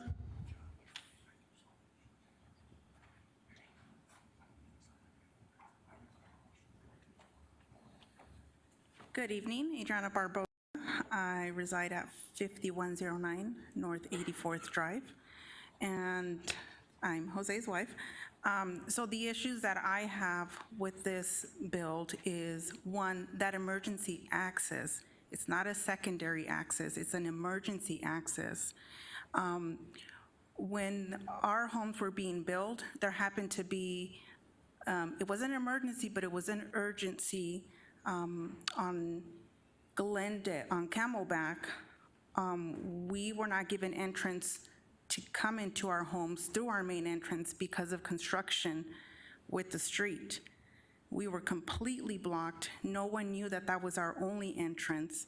Therefore, we had to wait outside of the street, either by the church or the urgent care, until someone, I believe it was Glendale PD, came and said, hey, you can't block these homeowners from coming in.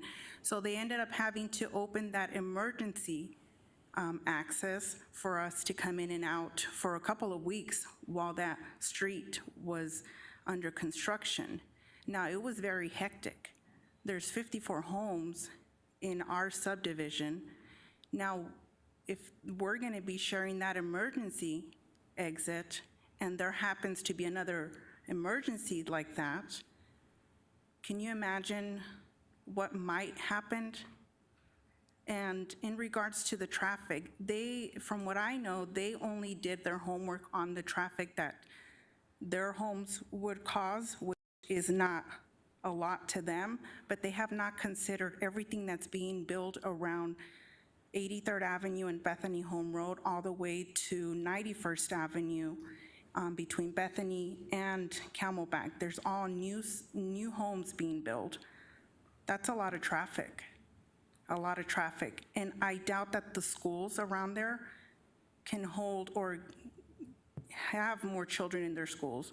We send our kids to private school, to Catholic school, actually here in Glendale, because our public schools, there's just not enough space. These classrooms are overloaded. Now, I don't understand how for so many years, certain people, I believe it was Mr. John Froke, fought for the integrity of these homes to have this property, and now it's okay to rezone and build these high-density condos, apartments. It's just not compatible with the neighborhood. If you actually go to this neighborhood and spend an entire day from morning to night, the noise that's already there, I can just imagine how much more noise, traffic. You're not gonna get people that are gonna be committed to staying there, and living there. There's gonna be people with, who knows, on the leases, if they're gonna be long-term, short-term. I mean, I know you can't pick your neighbors, but the privacy is just not gonna be there any longer. The integrity of the community, the neighborhoods, just won't be there any longer. Thank you. Any questions? Gentlemen, anything for Ms. Barboza? Thank you very much. Oh, boy. Eric Van Schoonhoven. Was I close? As soon as you said, oh boy, I know you were calling. I just got up. Hey, my name is Eric Van Schoonhoven. I live at 5139 North 84th Drive in Camelback Village. Where the park was proposed on their map, I am the furthest northwest property. We paid a large premium to have that so that we would have no neighbors behind us. So I don't want to repeat things that have been said. One of the reasons we were living in Arrowhead area, the reason we moved out here is simply because there are very few places that you can have horse property surrounding you. It's just everywhere you look, it's new stores, new projects going on. And so we thought, what a great way for us to raise our kid and to have kind of the old nostalgic way of life where you had big yards and trees. You're looking at trees in the background. And so for us, we intentionally moved way out of where we were looking because our particular property now has something that's very unique. And I think the point that was made earlier, Chairman, you're gonna have to help me, Nowakowski. Yeah, Commissioner. So the problem that he raised is one that I would. So understandably, she could probably sell this house for $800,000 as a single family house. I don't know what she's gonna make on this, far more than $800,000. Good for her, capitalism still wins. Problem is it now sets a precedent for every other single family 3, 4, 5 acre owner that's all up and down there to say, man, we could make $3 million, $4 million bucks selling. And so all of a sudden you take something that's very unique and special to Glendale that is going extinct, and you take a pocket that is still preserved, and one by one over the next 10, 15 years, the money's too big for people to say no to. And so you fundamentally change something that we moved way out of our current neighborhood for the special nature that it is. And so the traffic concerns were listed, but I drive down Camelback every single morning, and I come home on 83rd, and the EOS gym is packed. I mean, there are people flying in and out of there all day long. It is a nightmare. I've gotten so many close accidents just with people being reckless coming in and out. But then you have the new development, Stonehaven. I mean, there's 1,000 homes, and they're not even halfway done building that. You're going to add hundreds and hundreds and hundreds of more cars on a 2-lane road that is leading to a freeway. So anyways, I guess my big concern was the precedent it will set for all of the future 2, 3, 4 acre property owners to sell, get a bunch of money, and just totally turn it into an urban area where right now it's still very special and feels kind of like Arizona nostalgia. So I'm sure you don't have any questions, yes? All right, thank you. Thank you, sir. All right, David Smetanik? Perfect. Really? All right. Yes, my name is David Smetanik. I live at 5181 North 85th Ave, just to the left of the property shown. Request denial of amending and changing the rezoning to accommodate it. It doesn't fit. The density is 8 times bigger and more dense than what is currently zoned for. Everything that these people have said I agree with, so well spoken. It's an inappropriate fit. Beautiful horse properties all in there. I got these big acre lots. I got one too, and really want to preserve. That's why we moved there. We invested there, enjoy that lifestyle, want to keep it. So yes, the density, I hear you. Okay, so they didn't need to do a right turning lane, but the density does go up, and so well spoken previously. The traffic's going to go up. There's no 2 stories anywhere in proximity from where I'm at, so it's a hard please no. It's already occupied very nicely with a home and big acre, and I'd like to keep that. So I appreciate it. Please say no. The planning's been great. Everything's beautiful there now. Let's not do the domino effect and spoil the great place that I have to live and been there since 1996. Thank you. Any questions, commissioners? Thank you, sir. Thank you. Appreciate it. Philip, it's either Fuentes or Fuertes. Yeah. Has to be one of those.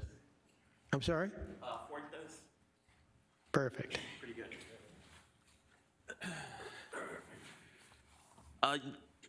There's really nothing like else to say. Name and address, sir. Oh, Philip Fuertes, 5127, and it's North 84th Drive.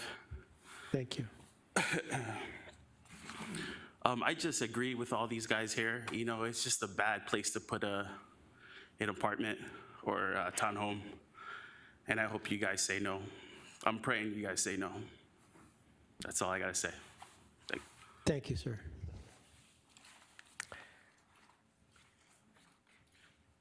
Martin, I'm going to leave the last name up to you. I can't read it. Salmanego?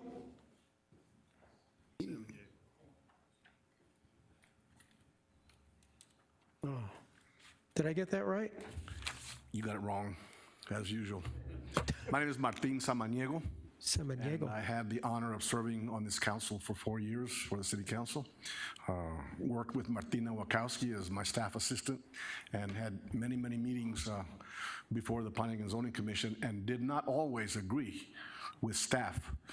But today I have to tell you that even though they used the word may, it should have been stronger, that this, hopefully you will deny this. I came not knowing exactly which position I was going to take on this because I had not received any notice prior to what I saw posted on the fence there at Dorothy's home. I know you had a couple of meetings. They said they had a couple of meetings, but I did not receive any notice, either email, text, or slow mail. But I just can't believe that you would consider doing anything like this to our neighborhood. It's just not a fit. It won't fit there. And I know Dorothy, I've been there for 40 years, and I know she wouldn't live there if they built what they're proposing to build there. The traffic is just becoming unbearable on 83rd and Camelback from 75th to 91st, 99th. It's just so hard to get in and out of those streets anymore.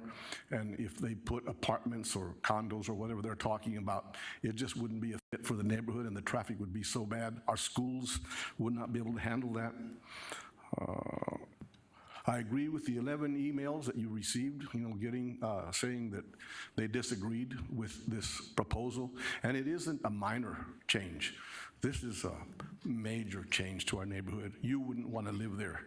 I've lived there for 40 years. I know Dorothy very well. She used to be a city employee, worked, for the city for quite a while.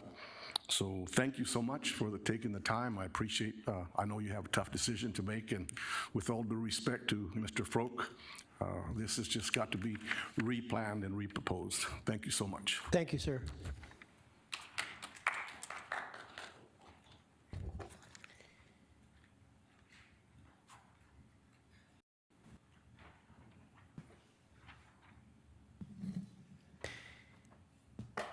Okay, would the applicant's representative like to make any closing remarks? Real quick, sorry. Real quick, I got here a little bit late, but I would like to make a statement if that's possible. Did you fill out a speaker card? I do have it with me. I just got here late because the address was mixed with my GPS.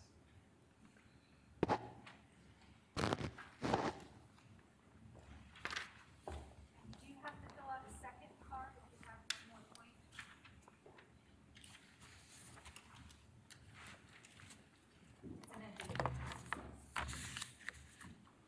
Name and address, sir? My name is Eric Thor. I reside at 5121 North 84th Avenue in Glendale, directly behind the proposed development. And so pretty much I agree with everything that everyone's been saying here today. We really hope that you do not approve this. A big thing for me is the parking. I personally lived at the townhomes at Westgate. I don't know if you guys are familiar with those. I lived in the smaller unit section. We had about 67 townhomes, all had 2-car garages. Very few people parked in those garages. We had, I think it was 19 available guest parking spaces, exclusively used by residents. If you had a guest come, there was nowhere to park. You'd park them in front of your garage and hope they didn't get towed. I got towed once doing that when I had a guest there. It's horrible. If you have 70 units and they all have single-car garages, I mean, who's gonna move into these units that are more than 1 bedroom and not have more than 1 car? It just doesn't make sense. There's going to be 140 cars plus guests. So what are you going to do with 70 parking spots plus what? It had maybe 19 guests at the most. I just don't get where they're going to park. I've lived in townhomes, I've lived in apartments in Glendale, in Westgate, in this whole area, and there's never parking. So, and the gentleman earlier when he was saying, no one's gonna park an F-450, well, yeah, it's a commercial car, but even F-150 is not gonna fit in these garages. I have a home with 2-car garage, and my Tacoma fits in with like 2 inches in the front and back. A Tundra does not fit. So what are these people, trucks are huge in Arizona, almost everyone has a full-size truck. How many of these 70 units are gonna have full-size trucks and nowhere to park? That's a big thing for me there. Another thing is, like everyone said, it just doesn't fit in the characteristics. If you go just, I think maybe 3 miles down 83rd, you'll see that Keiko Vanian is building new single-family homes. They're all large lots. They're started at $600,000. That's what fits in with the characteristic of the area. They proposed it, they got approved, it fits in with the area. It's miles away from my house. I don't see why it'd be any different for these people. It's about the same size lot as well. I think that's pretty much, oh, and then another thing to mention, the EOS gym. Pretty much every single person that purchased a home in this neighborhood was well aware of the EOS gym. Well aware. We knew it was coming. It was approved way before homes were being built there. It wasn't new news to us. We accepted that, we were okay with it. We moved in, and then we get notice that, hey, we moved into a single-family exclusive neighborhood, and now we're proposing 30-foot tall buildings behind us. It just doesn't make sense. So with that, I really hope you guys do deny this, because single-family homes, 100% makes sense in that lot, just like Keiko Vanian's doing right down the street. Thank you. Any questions? Thanks, Eric. Thank you.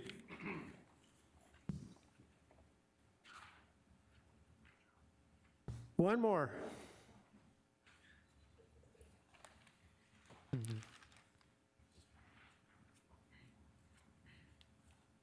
Thank you for the opportunity to address you one more time. My name is Ms. Bittner, 7946 West Vermont Avenue. The engineering concern that I failed to mention earlier is Dorothy's property provides all of us with protection because so much of her land is undeveloped that it absorbs water during the excessive storms. And across from her property, there have been issues in which the city has had to drill further in order to handle the watershed that happens during excessive storms. So as this is considered, even if it moves forward, I would like to raise the concern that additional water runoff areas be included on this redevelopment of the property, no matter what it looks like sometime in the future, in order to continue to keep the surrounding area at the level or better than what it is now. Are there any questions for that? No. Thank you. You're welcome.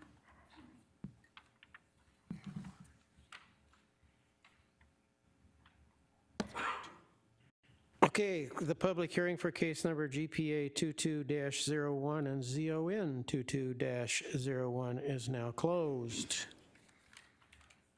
Do I hear a motion? Mr. Chairman, I would motion to approve GPA 22-01.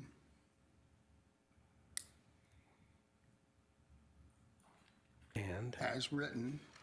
And I think we have 2 separate motions, if I'm not mistaken, right, Mr. Gruber? Yes. You want to take them one at a time? Then I'm looking for a second. Do I hear a second?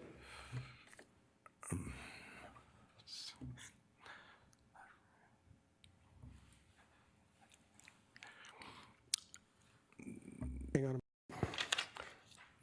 Okay, I don't hear a second. Dies for lack of It dies for lack of a second. Mr. Gallert.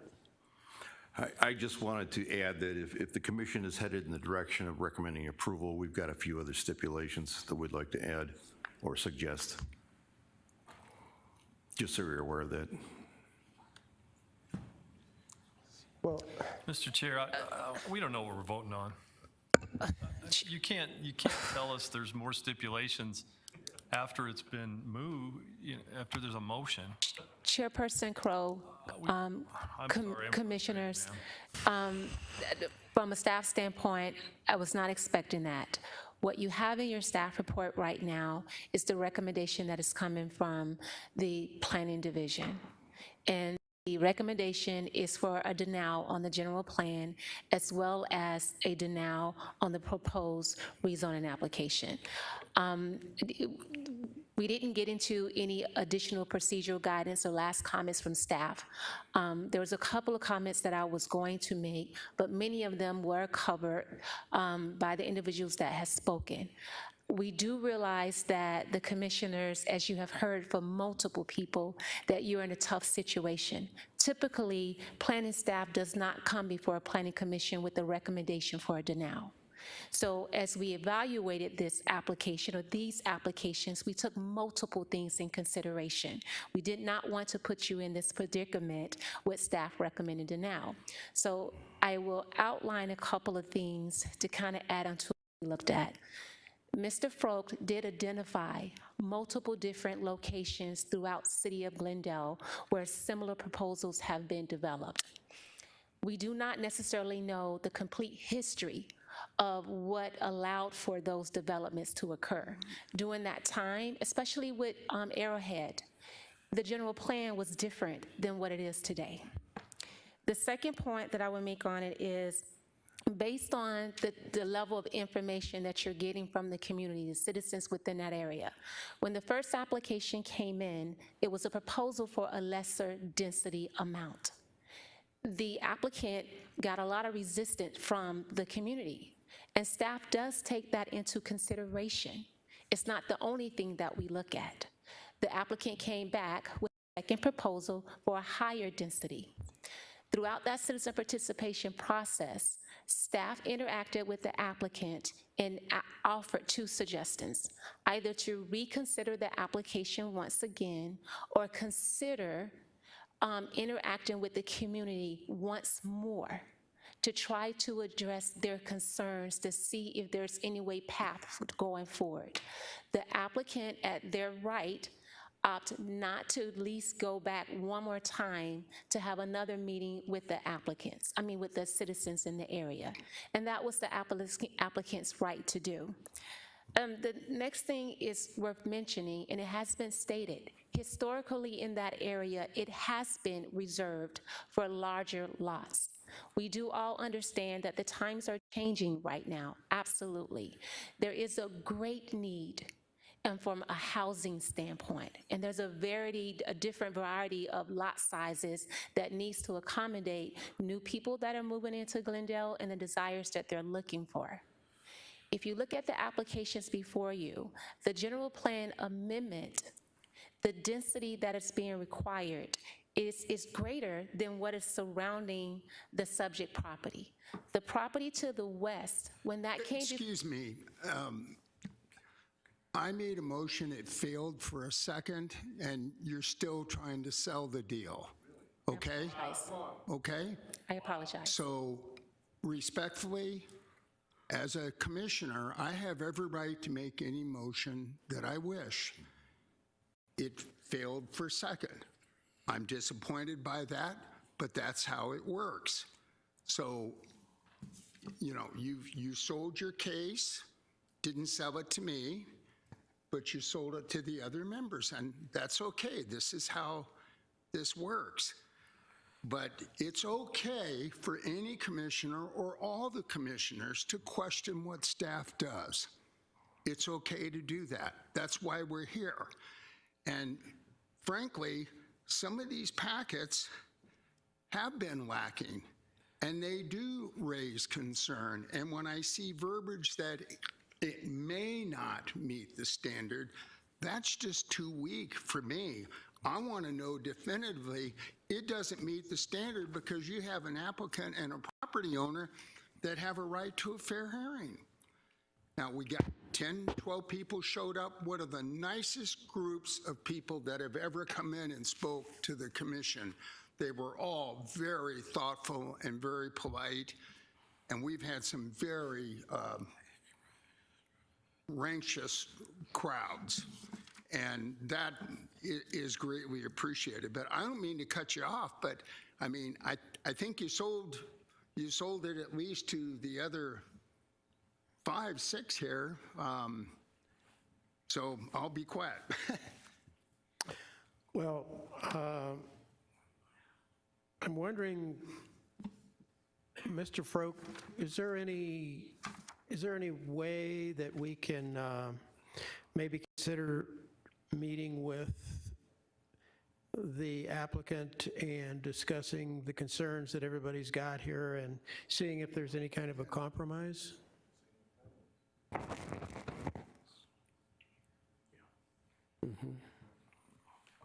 If there is, Mr. Froke, I think what we should do here is maybe table it and let everybody have an opportunity to try to come together one more time and maybe, I don't know, maybe drop the density, drop the zoning, or do whatever.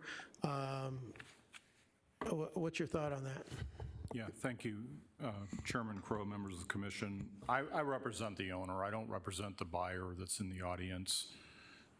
We were pleased that we have a buyer because there was criticism of me a few months ago, well, we were just doing speculative zoning, which we're not really doing speculative zoning here. So we will accept a continuance or table the matter.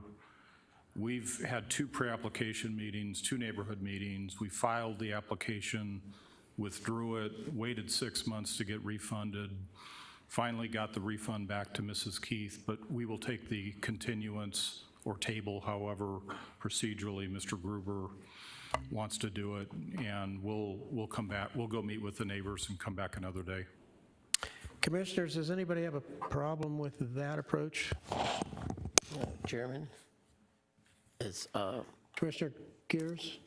this is the general plan. This is for low density, and if Mr. Froke is going to come back and say 12 or so houses, but if he's coming back with 20, 30, 40 apartments, condos, townhomes, it'll probably end in the same result.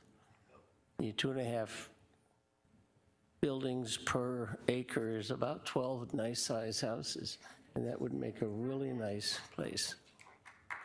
Thank you.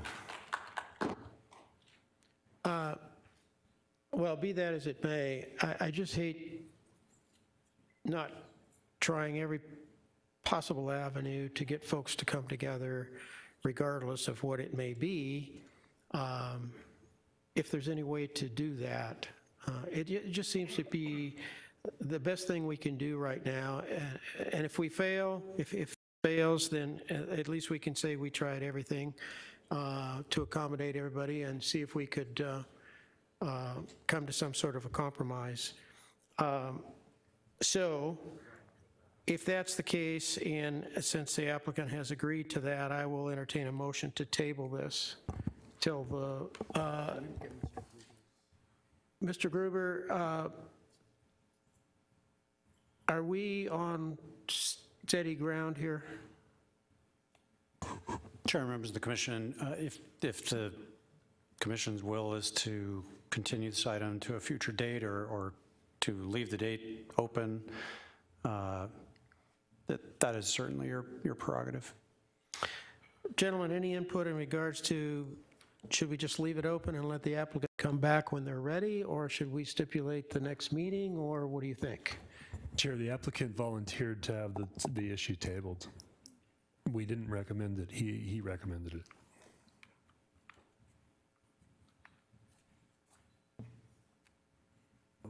Mr. Froke? Mr. Chair, members of the commission, you're correct. I did offer that in consulting with our real estate broker. We'd actually preferred just to have you act on the item, and then between Planning Commission and Council, we'll try to work out something with the neighborhood. Like I said, we've done 2 neighborhood meetings. We followed the neighborhood notification requirements that were asked of us by the city, and so I think we just want to be heard tonight. Yeah, so you're asking for the vote? That's correct. Thank you, Mr. Froke. Thank you. Mr. Chair, may I? Commissioner Nowakowski? Get a different motion. Thank you. This particular item is kind of sending some alarm bells about the character and appeal of the area. And the neighborhoods I'm hearing is in fear of, in jeopardy of losing what was coined unique and special by one of the residents who spoke. But we as a city, I think, need to determine which areas of the city are suitable for high-density residential development in these unique and special areas, and which areas need to be maintained at a lower land use and density. So I think having another recommendation for approval isn't the way to go. With that, I motion to deny GPA 22-01. Knowing that Mr. Froke has already said one way or another he's going to work with council.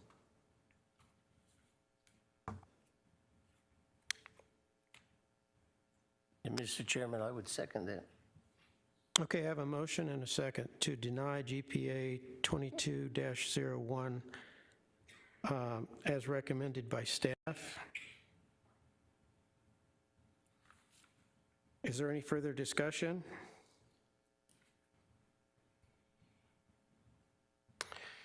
Okay, I will now conduct a roll call vote, starting from my far right, Commissioner Crowe. No. Commissioner Cole. I'd like to explain my answer, sir. Go right ahead. I have to admit some frustration. Since I've been on the commission, this is the first time we've had a staff recommendation to deny. And that's all well and good. We respect staff. We rely on their expertise. For our benefit, and so we can consider these things properly, in my opinion, if staff's going to recommend denial, then we need both sides of the coin in the staff report. We need to know what a motion to approve would look like, because Mr. Gaylor came after it died on the vine as a recommend to approve. Then he brought forth the concept of stipulations to a potential approval. And I just don't think that that's fair to us. So I would ask in the future, if staff's going to recommend denial, then they do provide both sides of the argument for us to consider. As far as this project goes and the matter on the table, I grew up across the street from Harlson Stables. We lived in a very rural part of the valley growing up in West Phoenix and Glendale, and that's changed. And it's hard for folks that live in the area to live with that change. I respect that. But I also respect the property owner's right to pursue development of rightfully owned property, so I vote nay. Vice Chair Hirsch. Nay. Commissioner Gears. Aye. Oh, sorry, Commissioner Nowakowski. Aye.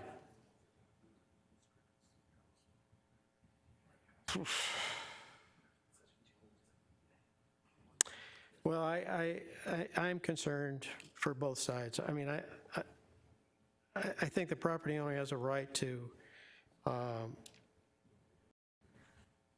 develop their property as long as it meets the guidelines set forth by the city. And it sounds like, based on the information that was put out during the meeting, including what Vice Chair Hirsch put out, it really does not create any kind of an issue from a standpoint of traffic or schools or anything else. And what I don't like about this is that it came to the commission with a recommendation of denial. And in my way of thinking, it should never have gotten on agenda if it's going to, if the staff can approve it. I think it should be reworked, or something should be done until they can approve it, or it shouldn't really come forward. I don't understand why it's on our agenda. And maybe this is the first time that I'm aware of anything coming to us for recommendation for denial. I mean, maybe I don't remember correctly, but as far as I can remember, this is the first one.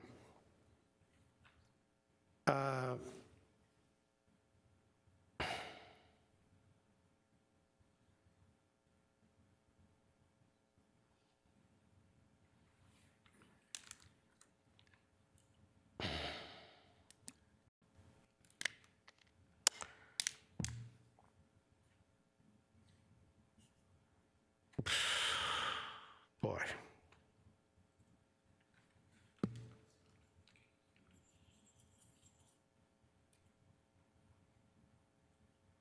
I think I'm going to have to say nay. So now we've got 3 for, and 3 against. No. Mr. Gruber. 4 and 2. Is it 4 to 2? The motion failed.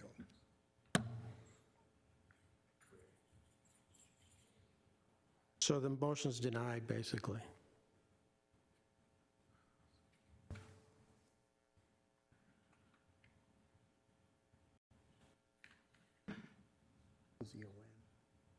Well, we don't need that if we don't have a... All right. So our zoning case, Mr. Gruber, our zoning case now is not in effect because we have to have the general plan amendment before we can do the zoning. Is that correct?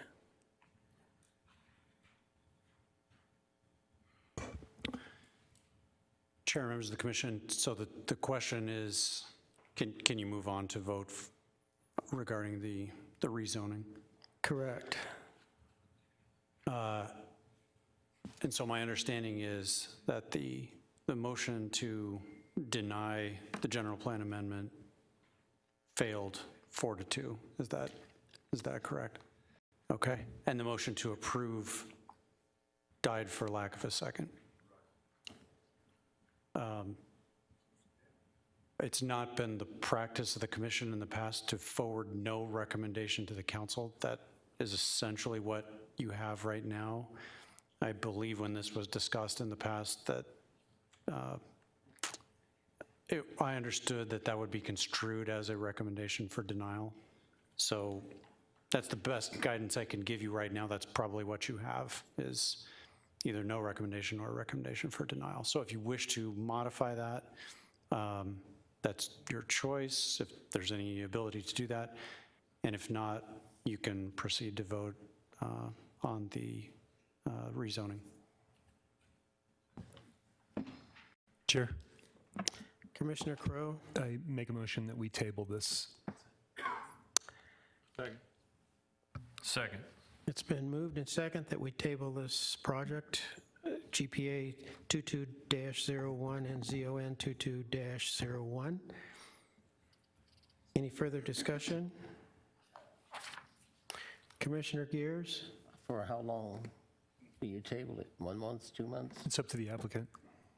You can bring it back. For the staff to redo their presentation? It's up to the applicant. Okay. Mr. Chairman, this is why it's a pleasure and a privilege to serve on the Planning Commission.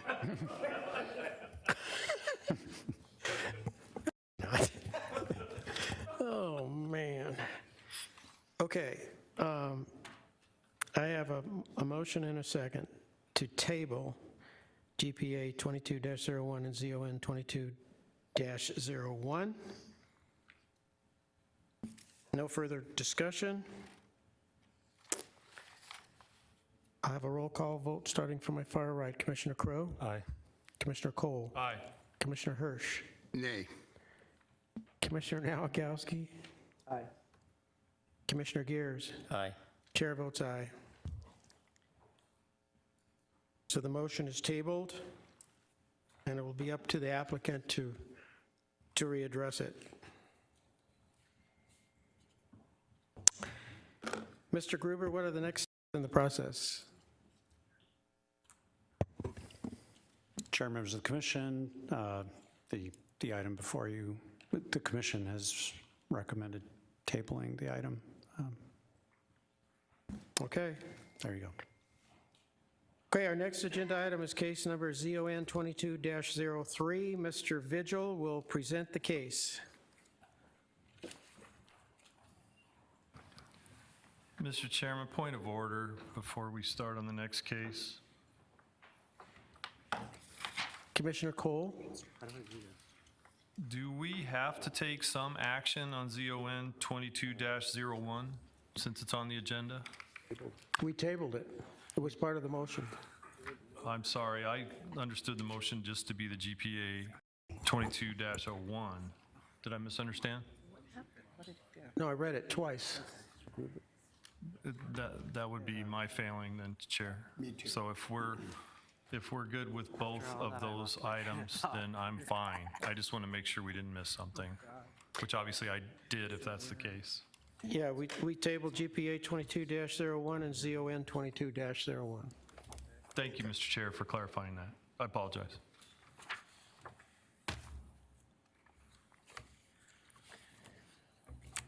Mr. Vigil?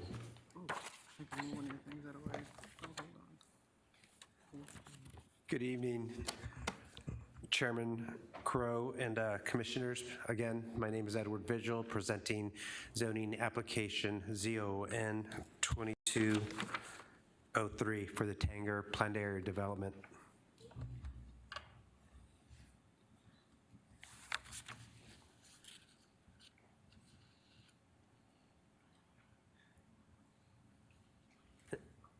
That's not my presentation. No, that's Alex's, the applicant's.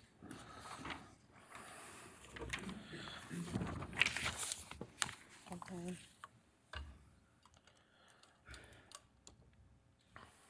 Our apologies.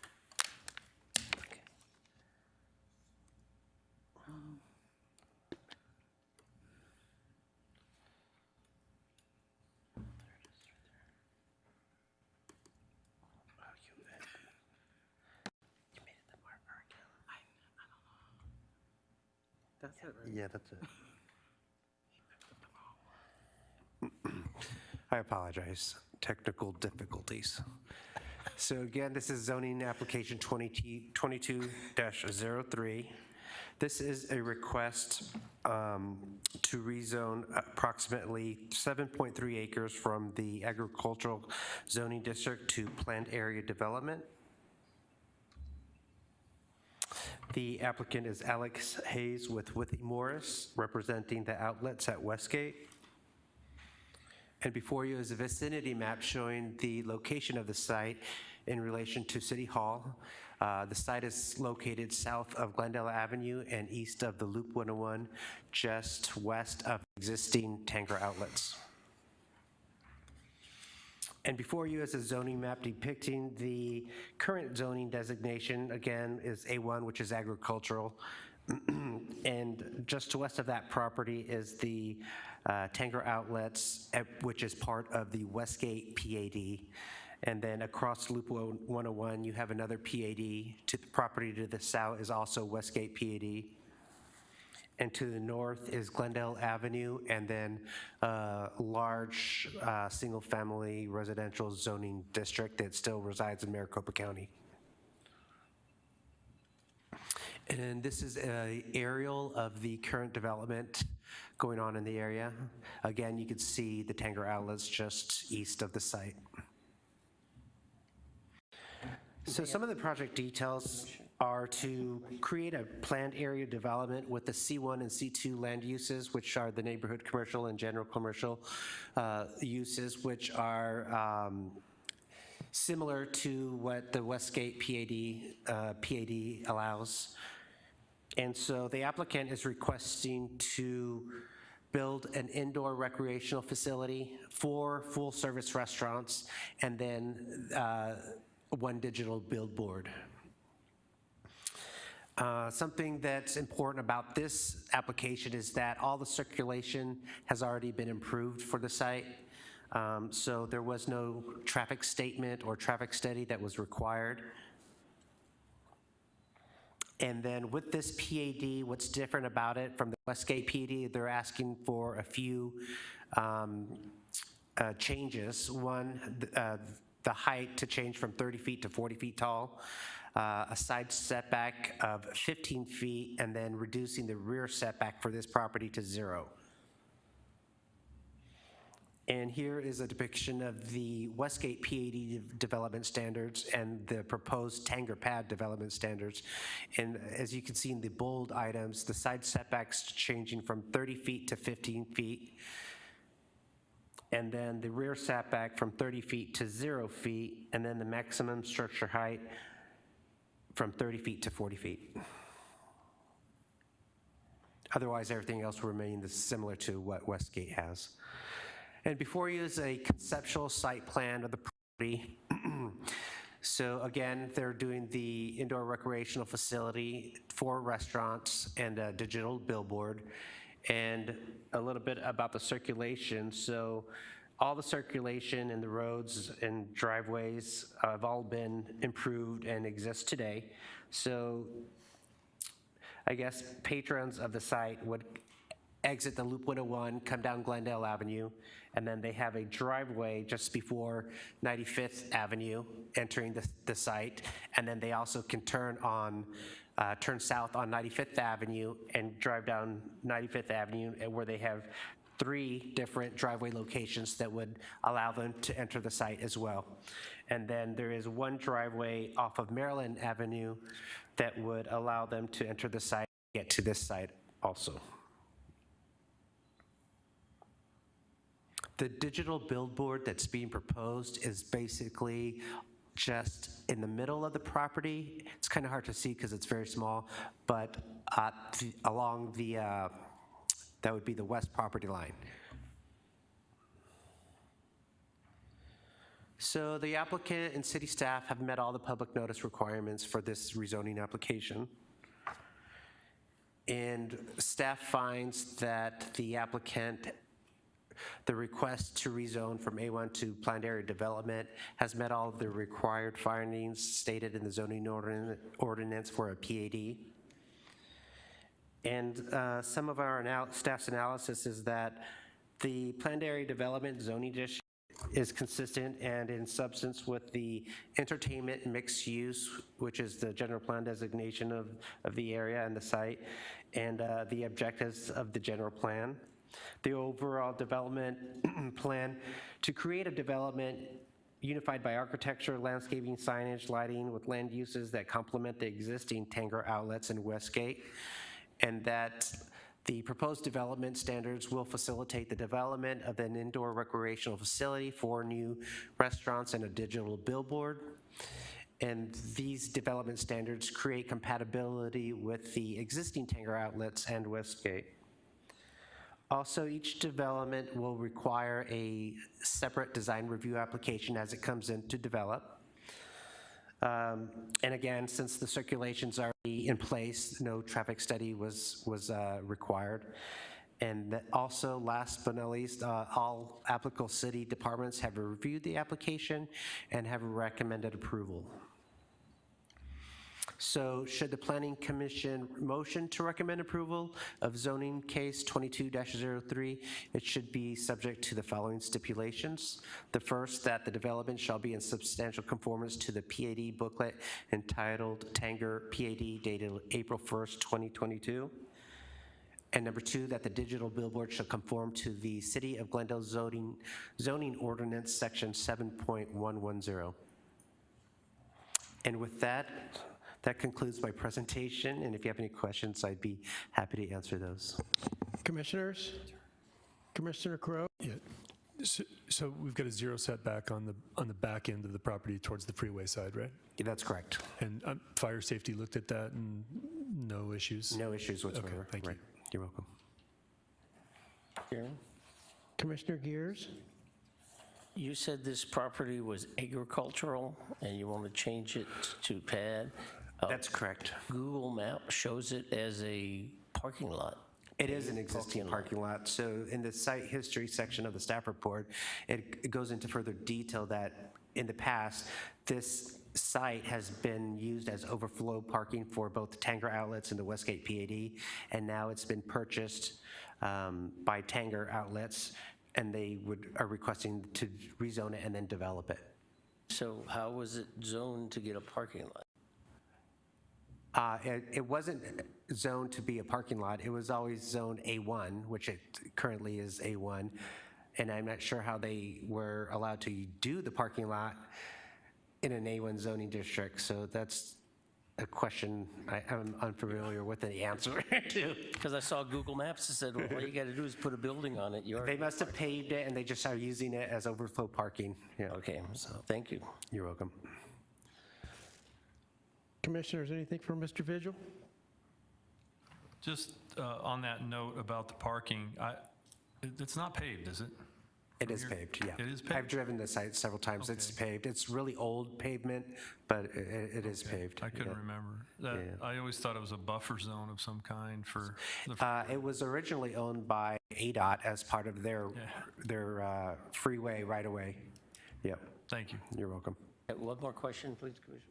Commissioner Gears? This wasn't part of the NFL parking for Super Bowl parking, or is that something separate? I mean, it might have been back in the last Super Bowl. I mean, it's very possible. The current pavement is deteriorating, so it might have been used as overflow parking. I wonder if the new Super Bowl wants to use the parking.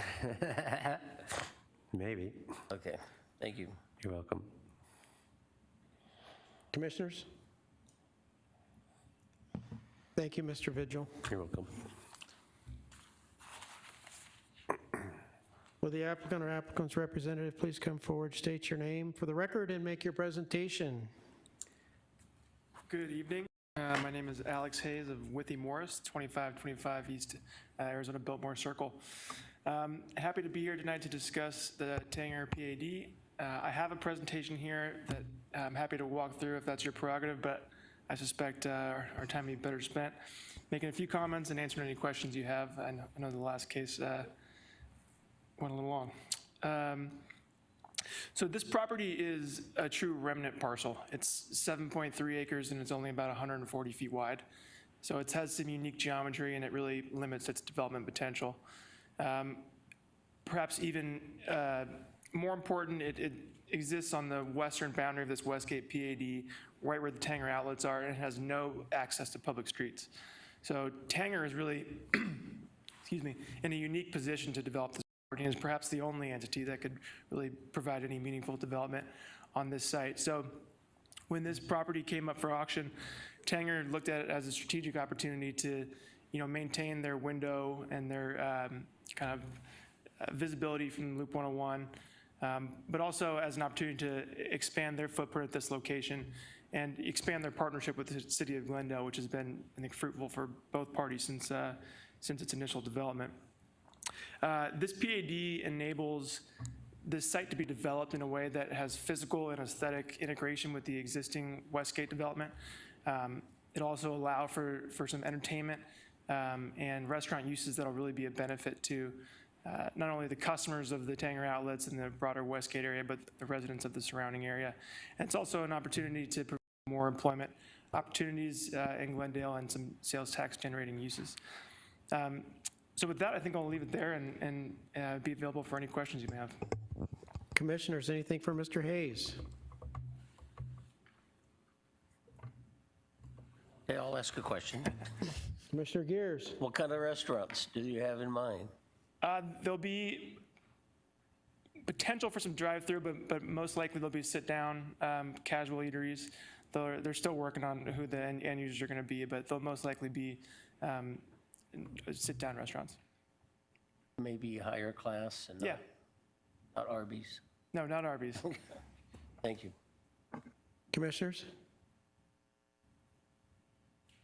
Thank you, Mr. Hayes. Thank you. I don't have any speaker cards. Are there any additional questions from the commissioners? Okay, the public hearing for case number ZON 22-03 is now closed. Do I hear a motion? Mr. Chair, Commissioner Nowakowski, a motion to recommend approval of ZON 22-03, subject to the 2 stipulations. Second. any further? I have a motion. Do I hear a second? Second. Okay, I have a motion and a second to approve case number ZON 22-03, subject to the stipulations as outlined in the staff report.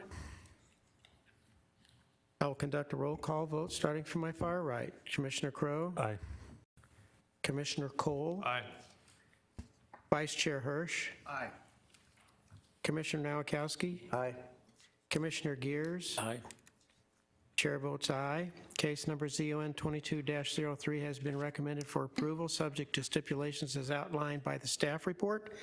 Mr. Gruber, what are the next steps in the process? Chair, members of the commission, your action with respect to case number ZON 22-03 is not final. Your recommendation will be forwarded to the City Council.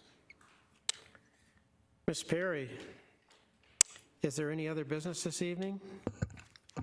Chairperson Crowe, Commissioners, no, there's no other business, but we do have staff reports. Are there any commissioner comments or suggestions?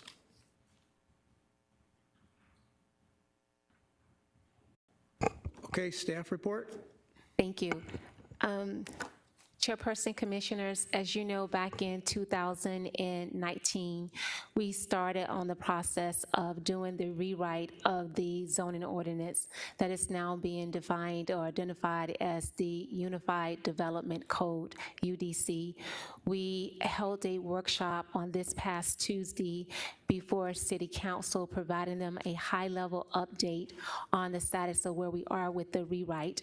And at this point, I just wanted to let the Planning Commission know that we're proceeding forward with making modifications to the document, and then we will go out to the citizen participation process of it, which also would include providing the draft documents to the Planning Commission that will proceed by some workshop sessions to walk the commissions through the document prior to asking the Planning Commission for a recommendation. The second item is item number 2 this evening was a very complicated item. And to the Planning Commission as a body, I apologize. There's some components of it that I realized that didn't quite go the way that I expected to go. And it also caught the commissioners off. So for overreaching and trying to give in clarity on what staff's position was, I apologize for overreaching, and I'll take that feedback and move forward in a professional, positive manner. Thank you. Vice Chair Hirsch. Ms. Perry, it's all good. I mean, that's how we grind the sausage, and doesn't mean it's always going to be pretty and nice, but you know, we're all here to do what we think is right, and there's no doubt about that, or you know, I certainly don't want to create any ill will for pushing back, and maybe, you know, if I was inappropriate, I apologize for that, but you know, we're all here to do the right thing for the right reasons, and Mr. Vigil is lucky because he got the easy one tonight and was out of my sights. So thank you, though, for saying that. And I'd also like to add, I had an excellent meeting with Ms. Perry on behalf of the commission earlier this week relative to tutorials on basic topics that we're going to be bringing forward to the commission in the form of memos to be issued once a month over the next several months. And as you see those come forward, please read them and offer your input, because it's intended to instruct and enlighten on processes. But thank you for that. Yeah, one other comment.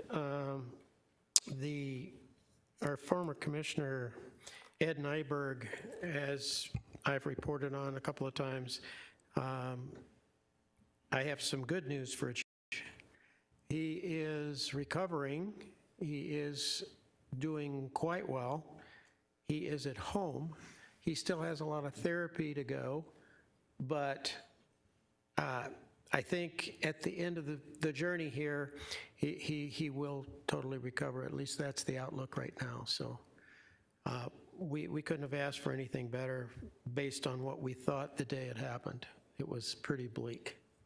So thank goodness for that miracle. The next regular meeting of the Planning Commission will be held on May 26th at 6 p.m. And I'd like to also thank Vice Chair Hirsch for putting in the time and effort to come up with some topics for the information that he just we're going to get some, I guess you could call it training on certain topics that we've had questions about in the past. It kind of gives us some background of how staff comes up with certain things, what the process is. It'll just enlighten us and have us give us a better understanding as we're going through the packets that we get. If there's no further business, I will now entertain a motion to adjourn. So moved. Second? I'll second. Okay, I have a motion and a second to adjourn. All those in favor say aye. Aye. Aye. We are adjourned.